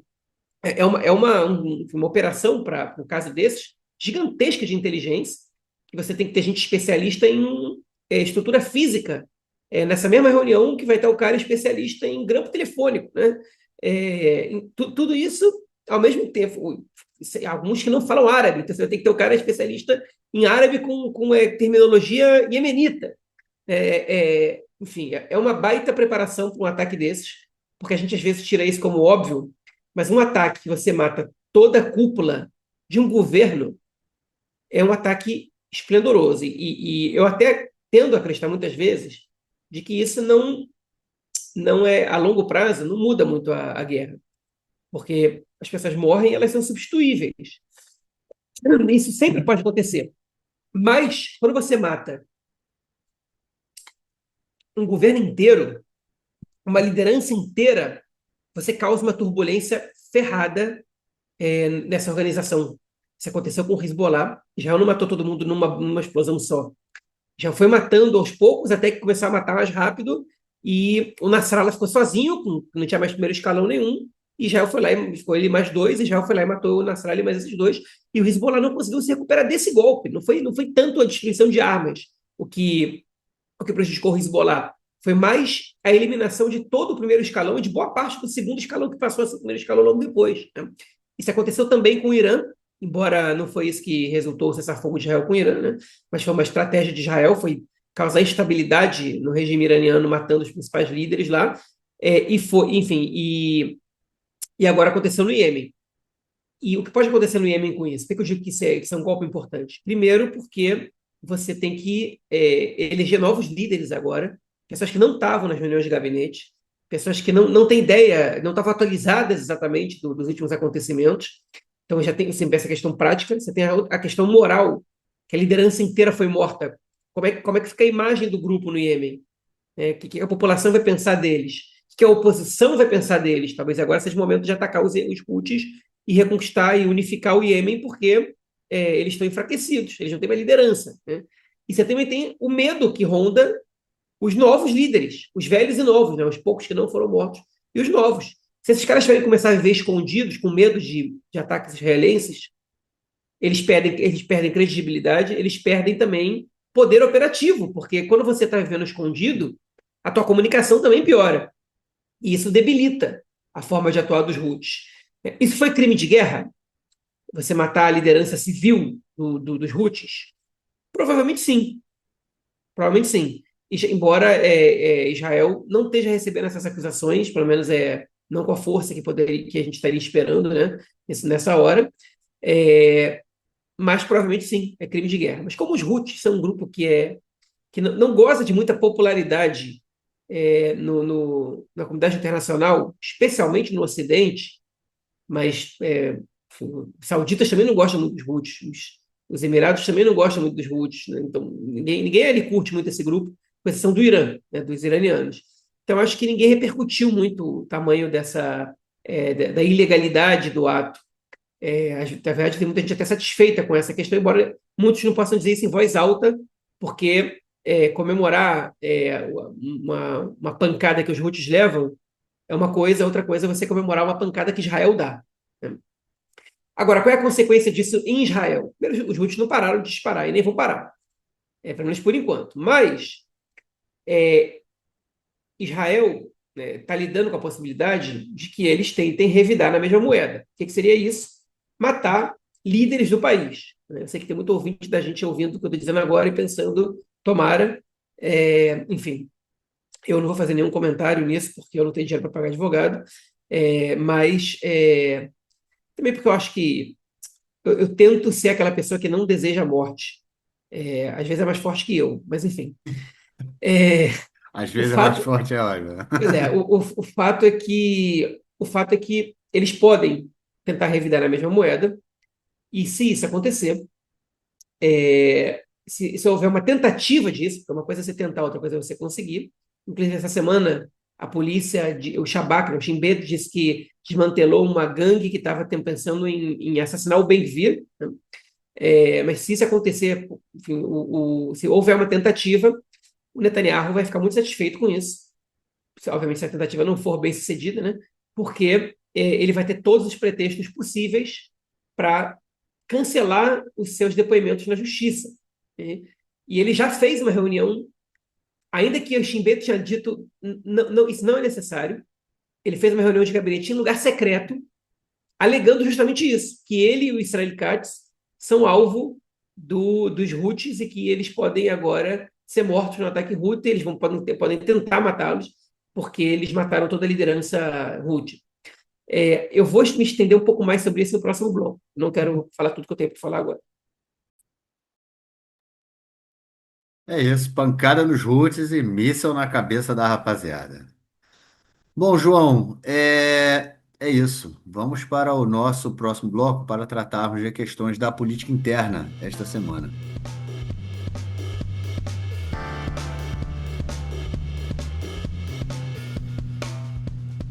Bom, gente, voltamos àquela novela, né? O tempo passa, o tempo voa e a gente continua nas mesmas crises, nos mesmos debates. Não muda nada, gente, não muda nada. Continua a crise entre Galit Baraba-Miara e a conselheira jurídica, né? E Itamar Ben-Gvir, o ministro fascista, ministro da Polícia. A Galit Barba-Miara, ela já muitas vezes, ela inclusive já fez um acordo com o Ben-Gvir, porque qual é a questão entre eles? O Ben-Gvir, obviamente, ele passa dos limites da sua atuação de ministro, né? Ele tenta intervir na polícia, na atuação da polícia de forma direta, o que não cabe ao ministro fazer. Ele tenta intervir na forma operacional da polícia, o que não cabe ao ministro fazer, ou seja, dizer o que a polícia tem que fazer ou não fazer para impedir manifestações, para reprimir manifestações e tudo que diz respeito à atuação da polícia. E a Galit Barmiara disse: você não pode fazer isso, você está ferindo, né, o seu papel de ministro, e ela queria, inclusive, impedir que ele pudesse, continuar no cargo. Isso já tem bastante tempo. Comentamos disso aí há uns, sei lá, uns 800 episódios atrás. E o acordo que eles fizeram foi que o Ben-Gvir pararia de intervir na polícia de forma direta, na forma de enfrentar, na forma de mudar a atuação da polícia, como eu falei anteriormente. Essa semana, mais uma vez, João, o Ben-Gvir fez isso em relação a manifestações. A Galit Barabinhara disse para ele não fazer, falando que isso ia contra, inclusive, o acordo que eles haviam assinado. E o Ben-Gvir, além de cagar e andar na cabeça da conselheira, disse que talvez não respeite o que ela disse e continue fazendo o que dá na cabecita dele.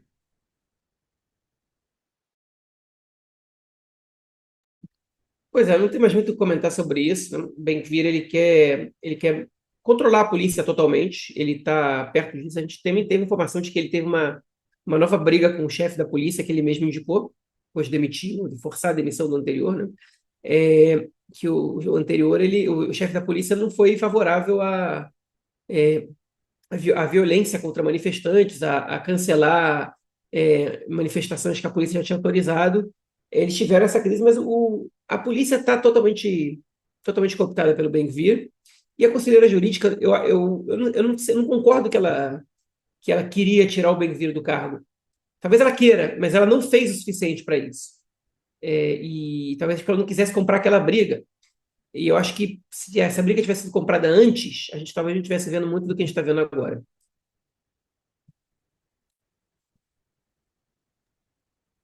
Ô, João, vamos continuar nela. Galit Baramiara. Ela gostaria, não fez, poderia demitir o Ben-Gvir, mas o governo a demitiu. O Ben-Gvir demitiu, né? Ela não demitiu o Ben-Gvir, mas o Ben-Gvir a demitiu. Pois é, a gente já comentamos isso, que o governo aprovou a demissão da conselheira jurídica de forma ilegal. A demissão da conselheira deveria passar por uma comissão especial. Não passou por essa comissão, simplesmente o gabinete aprovou. Obviamente, houve apelos que foram apresentados apelações, que diz, né? Se não me engano, foram apresentados ao Supremo Tribunal de Justiça, que essa semana disse o seguinte para o governo: vocês podem afastar a conselheira, porém, pelos meios legais. E aí, cara, o governo vai demitir por meios legais ou a gente já ouvimos nessa semana o Yariv Levin dar mais ataques e dizer que ele quer fazer o que ele acha que deve fazer mesmo. Na verdade, o tribunal ele não obrigou o governo a nada, né? Ele manteve congelada a demissão dela e disse e recomendou ao governo ir para a comissão Grunes, ou seja, não deu mais um tempinho para o governo fazer a coisa certa. Aí eu sempre fico pensando, o que que eles esperam? Tipo, o governo já se recusou a fazer isso. O Yariv Levin já mudou o cadeado da chave dela.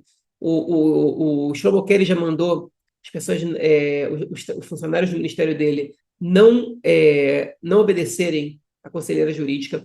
O que a Suprema Corte está esperando nesse caso? Que o governo, de repente, fale assim, tá bom, beleza, ai, cansamos, vamos lá chamar a comissão para... Eles não têm nem presidente para essa comissão, porque nenhum ex-ministro da Justiça, nem os da direita, quiseram presidir essa comissão, e o presidente precisa ser um ex-ministro da Justiça que não esteja ligado ao governo. Eles não conseguiram, eles não têm nem isso. Óbvio que eles não vão convocar essa comissão. A Justiça está dando mais uma chance para o governo para que eles criem mais celeuma e mais crise institucional. E pior de tudo, que eu acho, isso quem escreveu, se não me engano, foi o Mordecai Clemens, do Haaretz. Ele disse que o pior dessa decisão da Suprema Corte foi que eles não fizeram nenhuma menção ao conflito de interesses do governo, porque a Galit Barab Miara, ela é a processadora geral do Estado. É ela a responsável pelo processo contra o Netanyahu.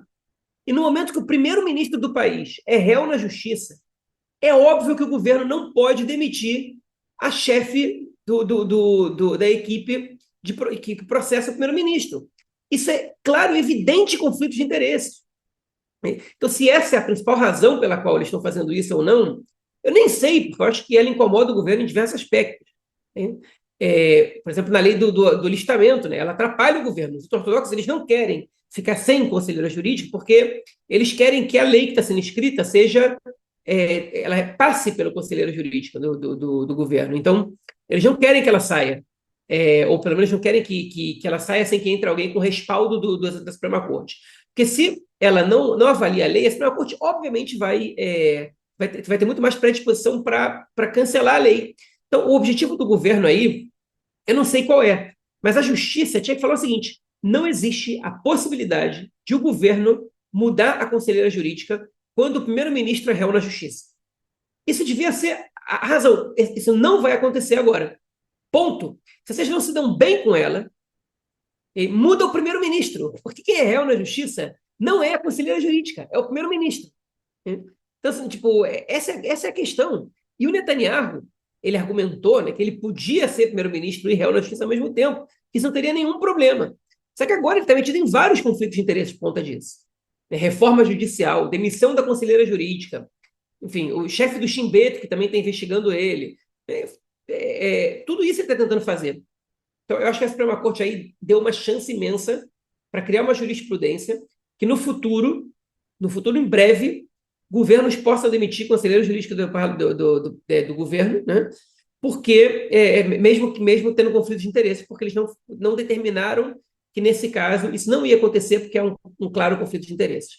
É muito ruim a decisão da Suprema Corte, para mim. Então, tem gente comemorando, ele não deixou e tal. E o Yariv Levin, ele falou, a mensagem dele foi a seguinte: a Suprema Corte não pode, é a nossa prerrogativa escolher quem vai ser conselheiro jurídico, demitir e nomear, e a gente não pode conviver com ela mais nenhum dia. Ele vai ter poder de expulsar ela das reuniões? Não. Mas ele vai dificultar a vida dele, vai continuar, porque ele também não foi preso pelo que ele fez, por obstrução de um funcionário do governo e por descumprimento de decisão judicial. Porque a Suprema Corte não está comprando a briga no tamanho que ela é. E isso é um grande problema. Talvez eles tenham informações ali que eu não tenho. Né? Que se eles comprarem essa briga, a polícia não vai atender e aí vai saber o que vai acontecer nesse país. Talvez. O fato é que as forças antidemocráticas em Israel estão ganhando de goleada das forças democráticas. E eu estou falando aqui de democracia liberal, não estou falando de nada revolucionário aqui, não. Então é muito ruim. E por que eu disse que ia fazer um link disso com o caso dos Houthis? O Netanyahu, a principal preocupação dele é se livrar da acusação que ele tem na justiça e continuar como primeiro-ministro. Né? Enfim, ele quer os dois juntos, para poder reescrever a história dele de forma positiva, porque ele, hoje em dia, ele está com a marca 7 de outubro na testa, aqui dentro de Israel, e fora de Israel está com a marca genocida na testa. Fora de Israel ele não tem como reescrever nada, mas aqui dentro de Israel ele está tentando reescrever essa história, e ir para a cadeia não vai ser uma maneira muito favorável para ele reescrever essa história de uma maneira que seja para ele positiva. Então, ele mudar o chefe do Shin Bet não tem a ver só com a investigação contra ele, tem a ver com ele poder alegar que ele é um perseguido, que podem matar ele e ele não pode depor na justiça.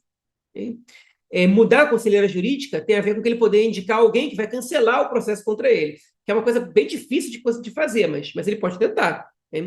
A gente tem uma série de ações que o governo está tomando cujo objetivo dão a entender, pelo menos aí, deixam a gente com essa dúvida bem latente nas nossas cabeças, de que o objetivo final, de fato, é cancelar o julgamento dele na justiça e declará-lo inocente. Né?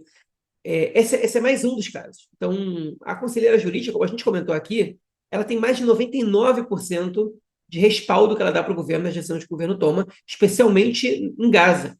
Ou seja, ela está assinando o nome dela tudo que está acontecendo em Gaza aí. E isso não é suficiente para o governo. Se isso é suficiente para o governo, tem que entender por quê. E eu acho que a gente tem uma pista do porquê aí.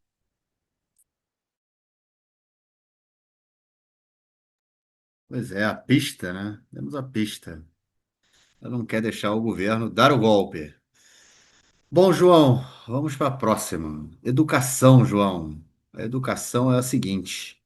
O ministro da Educação, Yoav Kish, eu não me lembro como você o adjetivou no último episódio, mas você o adjetivou. Ele. Você lembra? Não me lembro. Não lembro. Enfim.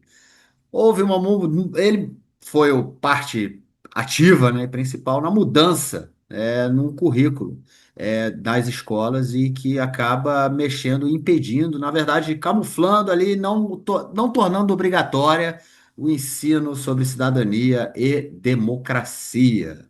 No momento em que o país sofre um ataque gigante de forças ultraconservadoras, religiosas, com a inclusão de ensino religioso em escolas seculares, com mudanças na lei que enfraquecem, que fortalecem o ensino religioso. A próxima medida a medida que vem depois dessa, né, do ministro da Educação, é simplesmente impedir o debate sobre democracia e cidadania nas escolas. Ô, Joãozinho, tá ficando feio demais a coisa, hein, cara? Vem cá, como é que tu vai fazer aí na tua escola? Vai debater cidadania ou o Yoav Kish não vai deixar, cara? Eu não sou professor de cidadania, né? Opa! Então, isso não interfere diretamente nas aulas que eu dou. Sou professor de história. Não teve mudança no currículo de história, mudança significativa no currículo de história. Então, eu me safei nessa. Agora, se tivesse tido, uma coisa é isso sair do currículo. Outra coisa é proibir os professores de falarem nisso, né? É, isso sair do currículo se desencoraja professores novos e isso também encoraja professores que já estão predispostos a fazer a narrativa do governo. A curto prazo é isso. A longo prazo, se isso se mantiver dessa maneira, realmente isso vai sumir do currículo, porque vai parar de aparecer nos livros didáticos. Então você vai esquecer de falar sobre esses temas. Se isso não vai ser cobrado na Bagruto, que é o exame depois do ensino médio, que tem importância para você ser classificado em universidades, isso realmente vai ser deixado de lado e isso vai deixar de ser ensinado. E eu acho que a aula de Ezrahut, a aula de cidadania, é um dos maiores acertos do sistema educacional israelense. No Brasil, não tem isso. Pelo menos não tinha. Uma aula de cidadania, uma aula que te explica o que é o parlamento, o que é o sistema o que é o judiciário, o que são os três poderes, como é que eles se relacionam, quem são as minorias no país. Na minha época de aluno, com certeza não tinha, e é o que eu me lembro também, quando eu fui professor, poucos anos antes de vir morar aqui também, não. Pelo que eu me lembro, nos anos que eu passei no Brasil agora recentemente, isso não era parte do currículo, com certeza não do currículo obrigatório. Aqui é parte do currículo obrigatório e tem prova disso para a Bagru. Todo mundo é obrigado a fazer e a aprender determinados conceitos. Você quer falar uma coisa, Marcos? Não, é que eu acredito que esse tipo de assunto, né, entre na disciplina sociologia, né, que já há alguns anos no Brasil, na verdade, Ela virou parte da ela grade, é virou parte verdade. do ensino médio, é. Pode ser, não sei, não estou por dentro. Os ouvintes vão corrigir a gente aí se tiver entrado. É, Mas, por exemplo, na época que a sociologia foi aprovada como matéria, como disciplina, né, eu fazia parte enfim, estudava sociologia na UFRJ e eu fazia parte como é que era? Federação Estudantil dos Estudantes de Ciências Sociais, né? Então me lembro que a gente fez várias manifestações em Brasília pela aprovação da lei, não sei o que e tudo mais, e era nesse sentido, né, de incluir o debate de cidadania, e, enfim, que não havia também. beleza, excelente. Então talvez agora tenha. Estou uns 20 anos atrasado aí. Pois é, eu É, também, tipo, tô há 20 fora do Brasil já. aqui isso tem desde sempre. Tá? E agora eu vou dizer para vocês, por exemplo, o que saiu da grade de cidadania. Tá? Pensamento democrático liberal, né, que é a visão liberal individual e a visão republicana e multicultural. É, Lei, sim, a lei da cidadania, a lei da educação pública e a lei da transmissão pública dos meios de comunicação. Ou seja, os ó, alunos já vamos aprender sobre isso. Democracia direta, democracia indireta, plebiscitos e referendos, que é uma coisa que já quase não existe em Israel. Agora que os é, alunos já vão aprender na escola, não vão nem saber o que é. Direitos culturais e econômicos, todo o capítulo que trata de globalização, Constituição como controladora do governo, todo o capítulo sobre crimes políticos, o lugar da justiça na Declaração de Independência de Israel e o processo de legislação. Tudo isso saiu da grade. Né? O que foi mantido? A posição e o caráter do Estado de Israel como um Estado tradicional e judaico. cultural, pois a relação entre religião e Estado, e etc. Isso se manteve. O Estado de Israel e o povo judeu na diáspora, as minorias em Israel, o princípio de controle do povo e o sistema eleitoral em Israel e seus componentes, a cultura política democrática, o princípio de decisão da maioria, direitos políticos e direitos dos cidadãos, a obrigação do ser humano, a obrigação do cidadão como ser humano e a obrigação do cidadão como cidadão,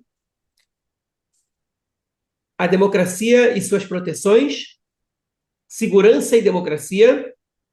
Entrou um capítulo especial sobre a Revolução Constitucional, que trata do poder da Suprema Corte, o poder executivo e o poder judiciário. Isso se manteve.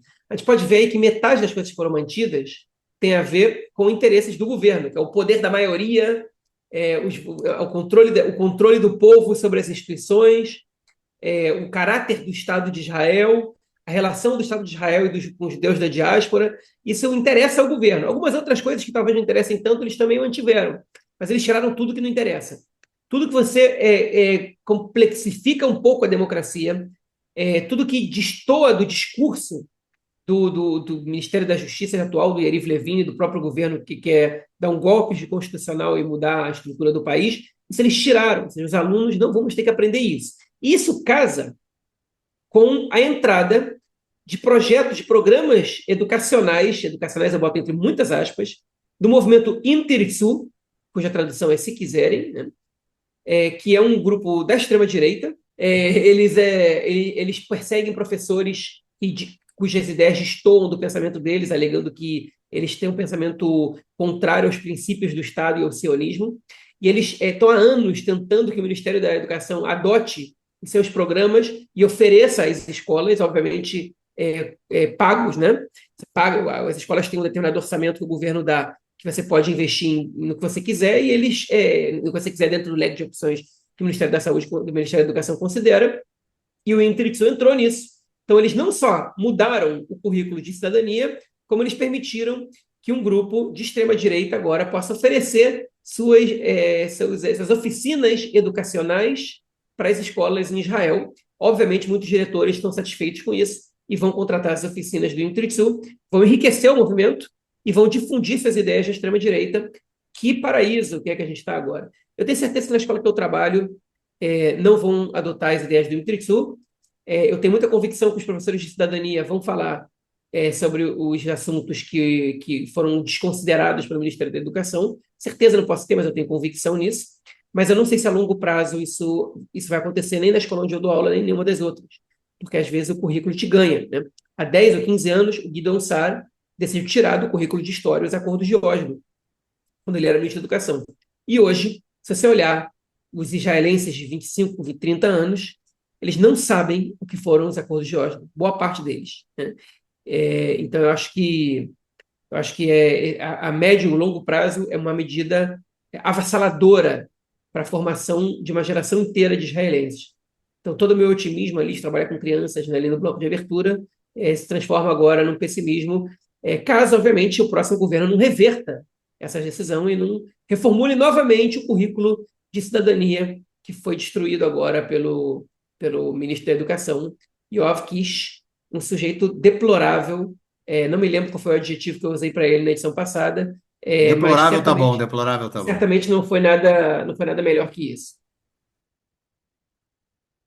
É isso, João. Isso encaixa com uma outra notícia também que teve essa semana, né? Como os jovens do ensino médio organizaram manifestações, né, no início da semana pela volta dos reféns, né? E dando apoio ao que parte, né, dos diretores de escolas fizeram anteriormente com um vídeo. A gente comentou no último episódio, né, com um vídeo que havia sido lançado. E a polícia, João, entrou em contato com diretores de escola pedindo informações sobre os alunos que estavam organizando as manifestações pelo retorno dos reféns. O Yoav Kish, inclusive, no dia seguinte, disse que esse tipo de manifestação fere a unidade nacional. Não é o que fere a unidade nacional não é não ensinar democracia e liberalismo e, enfim, né, democracia e cidadania, não liberalismo, democracia e cidadania e também não perseguir estudantes. Isso aí tá tudo de boa. Mas tá feia a coisa, hein, João? Polícia dentro da escola. Polícia perseguindo estudantes também, né? Porque eles foram pedir informação para os É isso. diretores sobre as manifestações dos estudantes, e estudante menor de idade, né? Assim, a gente virou polícia política totalmente, polícia política de um ministro de extrema-direita. É isso que a gente está vendo agora em Israel. É, a gente comentou na semana passada, na semana retrasada, dos diretores que foram intimados, né? Por causa do Semana vídeo que eles passada. publicaram. Pois é, agora são os alunos. Quem são os próximos, né?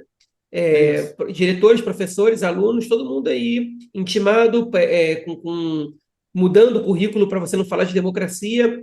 é assim que você. Bom, eu acho que todo mundo já entendeu que o processo de deterioração da democracia nos dias atuais ele não é mais que nem antigamente, né, com o exército na rua depondo o presidente. Acontece através de mecanismos legais e a longo prazo, né? Que nem Hitler ganhou as eleições e no mesmo ano queimaram o parlamento. Você fala, porque o Hitler também ganhou eleições através de mais ou menos, porque o Hitler em 6 meses já transformou a Alemanha numa ditadura. Aqui essas coisas vão acontecendo aos pouquinhos. Aqui, nos Estados Unidos, enfim, em outros países do mundo, alguns já estão muito mais avançados. Esse é a estratégia, especialmente da extrema-direita. Não só, né, tem grupos também que não são de extrema-direita, mas que também destroem a democracia. Mas aqui, em Israel, nesse caso, é claramente a extrema-direita. Ah, o Netanyahu não é de extrema-direita.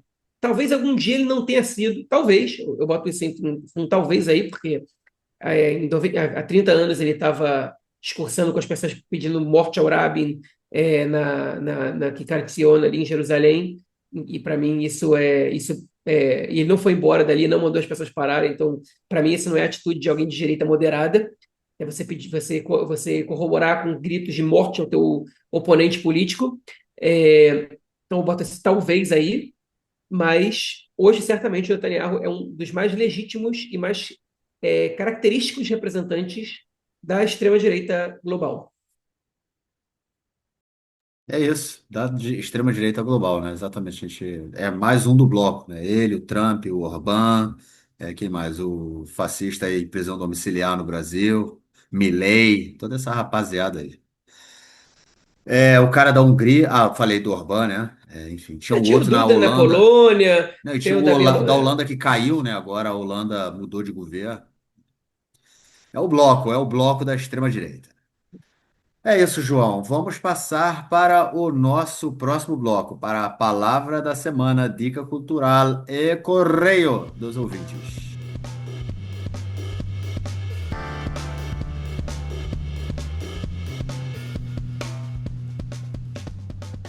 João, palavra da semana. Você escreveu no nosso roteiro a palavra mitparek.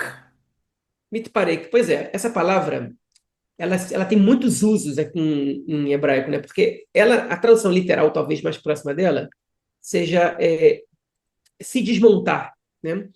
Tipo, lefarek é desmontar. Leit parek, né? O it, nesse caso, ele dá uma conotação reflexiva a esse verbo, é se desmontar.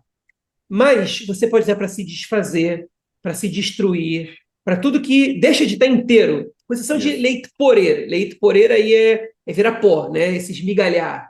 E mesmo assim, não, é mais se esmigalhar mesmo, né? Porque perorim é migalha. Que você Isso. também pode usar leite porer, mas aí fica muito metafórico. Mitparek, eu escutei muitas vezes essa semana, falando do sistema judiciário, falando do exército, falando de governos. Eu escutei essa palavra muitas vezes essa semana e falei, caraca, eu vou botar ela na palavra da semana do podcast.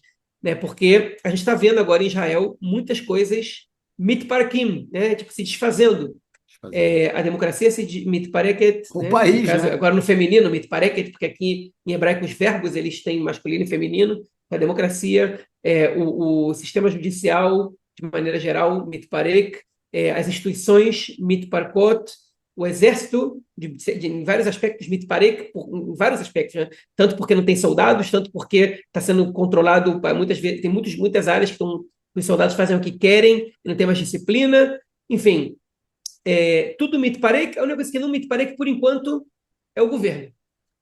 Pode O crer. governo ainda não foi, não desmontou, né? Porra. Não caiu. Pois é.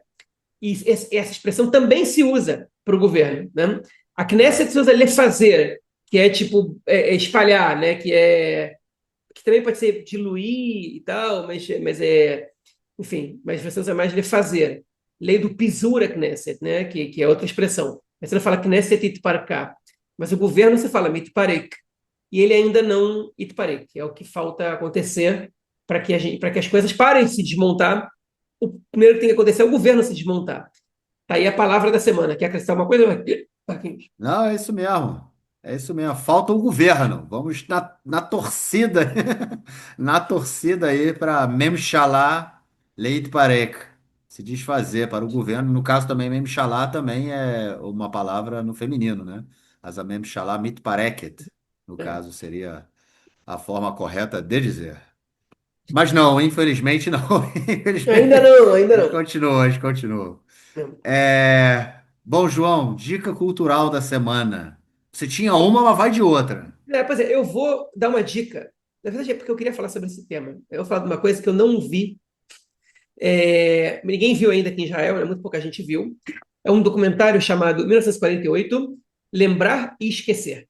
É, tem o nome em inglês, é basicamente isso, é Remember, Remember Not, é 1948. Vocês não querem que eu fale o nome do o número, né, em inglês, né?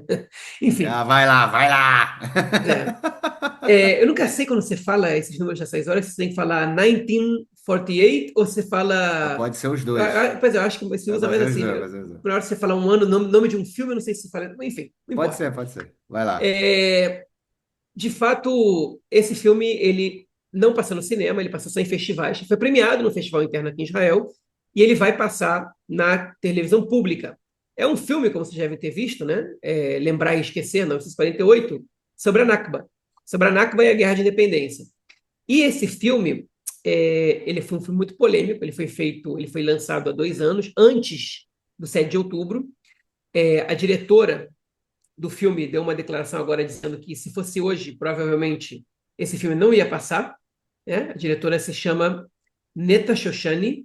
Ela dizendo que se o filme fosse feito hoje, ele não ia sair, ele não ia ter dinheiro, ninguém ia querer investir nele. Mas ele saiu. Ele vai ser exibido em duas partes. A primeira vai ser no dia 6 de setembro. Quando você estiver escutando aí, talvez já seja o dia 6, né? Agora a gente está gravando no dia 5. E a segunda parte na Quatro. semana seguinte. Vai ser a parte A e a parte B do filme. E o ministro Shlomo Kerry, o ministro das Comunicações, ele ameaçou publicamente o canal público, dizendo que se esse filme passar, não vai entrar nenhum dinheiro do Estado para o canal público. Eu não sei se ele pode fazer isso, eu acho que ele não pode fazer isso, mas o papel dele é ameaçar, é o que ele mais faz, né? Ele fica ameaçando. Mas, enfim, agora o que eu estou dizendo? Tudo que entra no canal público fica disponível no YouTube. Então, esse filme pode ser que fique disponível no YouTube. Eu só não sei se vai ter legenda. E aí fica a dica para quem entende hebraico e para quem não, vamos torcer para ter legenda pelo menos em inglês. Pois é, deve ser interessante. Agora você falou um negócio, né? É lembrar e esquecer, né? E é um Uhum. filme que fala da guerra de independência e do Nakba. Então, lembrar deve ser independência e esquecer é o Nakba. É um Então, chute, eu não vi o filme, depende, né? depende de como ela está abordando, né? Pois é, vai Se ela depender, está pois é. abordando dos dois lados, pode ser que ela Não, esteja não. mostrando o que os palestinos lembram e o que eles querem esquecer e o que os israelenses lembram e o que eles querem esquecer. Mas o Eu que acho a que. sociedade israelense, no caso, seria é isso, né? Lembrar e esquecer. A gente lembra da independência, o Nakba a gente esquece, deixa de lado. Mas aí dá uma esperança, João. Se, pô, quase 80 anos depois, né, da independência barra Nakba, a gente tem um filme sobre o assunto, daí, quem sabe daqui a 80 anos a gente tem um filme sobre o genocídio israelense também, né? De repente, as coisas podem acontecer também. É isso, João. Então, como comentamos aí no início do episódio, a gente não houve perguntas de vocês ouvintes essa semana. Houve alguns comentários aí que já também tratamos deles. Então, essa semana o Correio dos Ouvintes nesse terceiro bloco ele não fica, né? Se ausentará. A gente comentou lá no início do episódio na introdução. Bom, gente, é isso. É só então pedindo aí para todo mundo, quem puder fazer lá, dá o like, entra no YouTube, gente, mesmo que vocês não vejam o vídeo por lá, entra lá, dá o likezinho, aperta lá o botãozinho, faz a inscrição, compartilha o episódio no WhatsApp. Enfim, gente, vocês conhecem tudo, é importante pra caramba pra gente, aquele compartilhamento, aquele like, aquele joinha em tudo que é plataforma, e é isso aí. Bom, João, de acordo com a nossa pauta, ficamos por aqui, cara. Algo mais a declarar? Nada mais. Nada mais a declarar. Então é isso. Ficamos por aqui, nos encontramos na semana que vem e gravaremos nosso próximo episódio. Forte abraço, cara. Abraço, até mais. Tchau, tchau.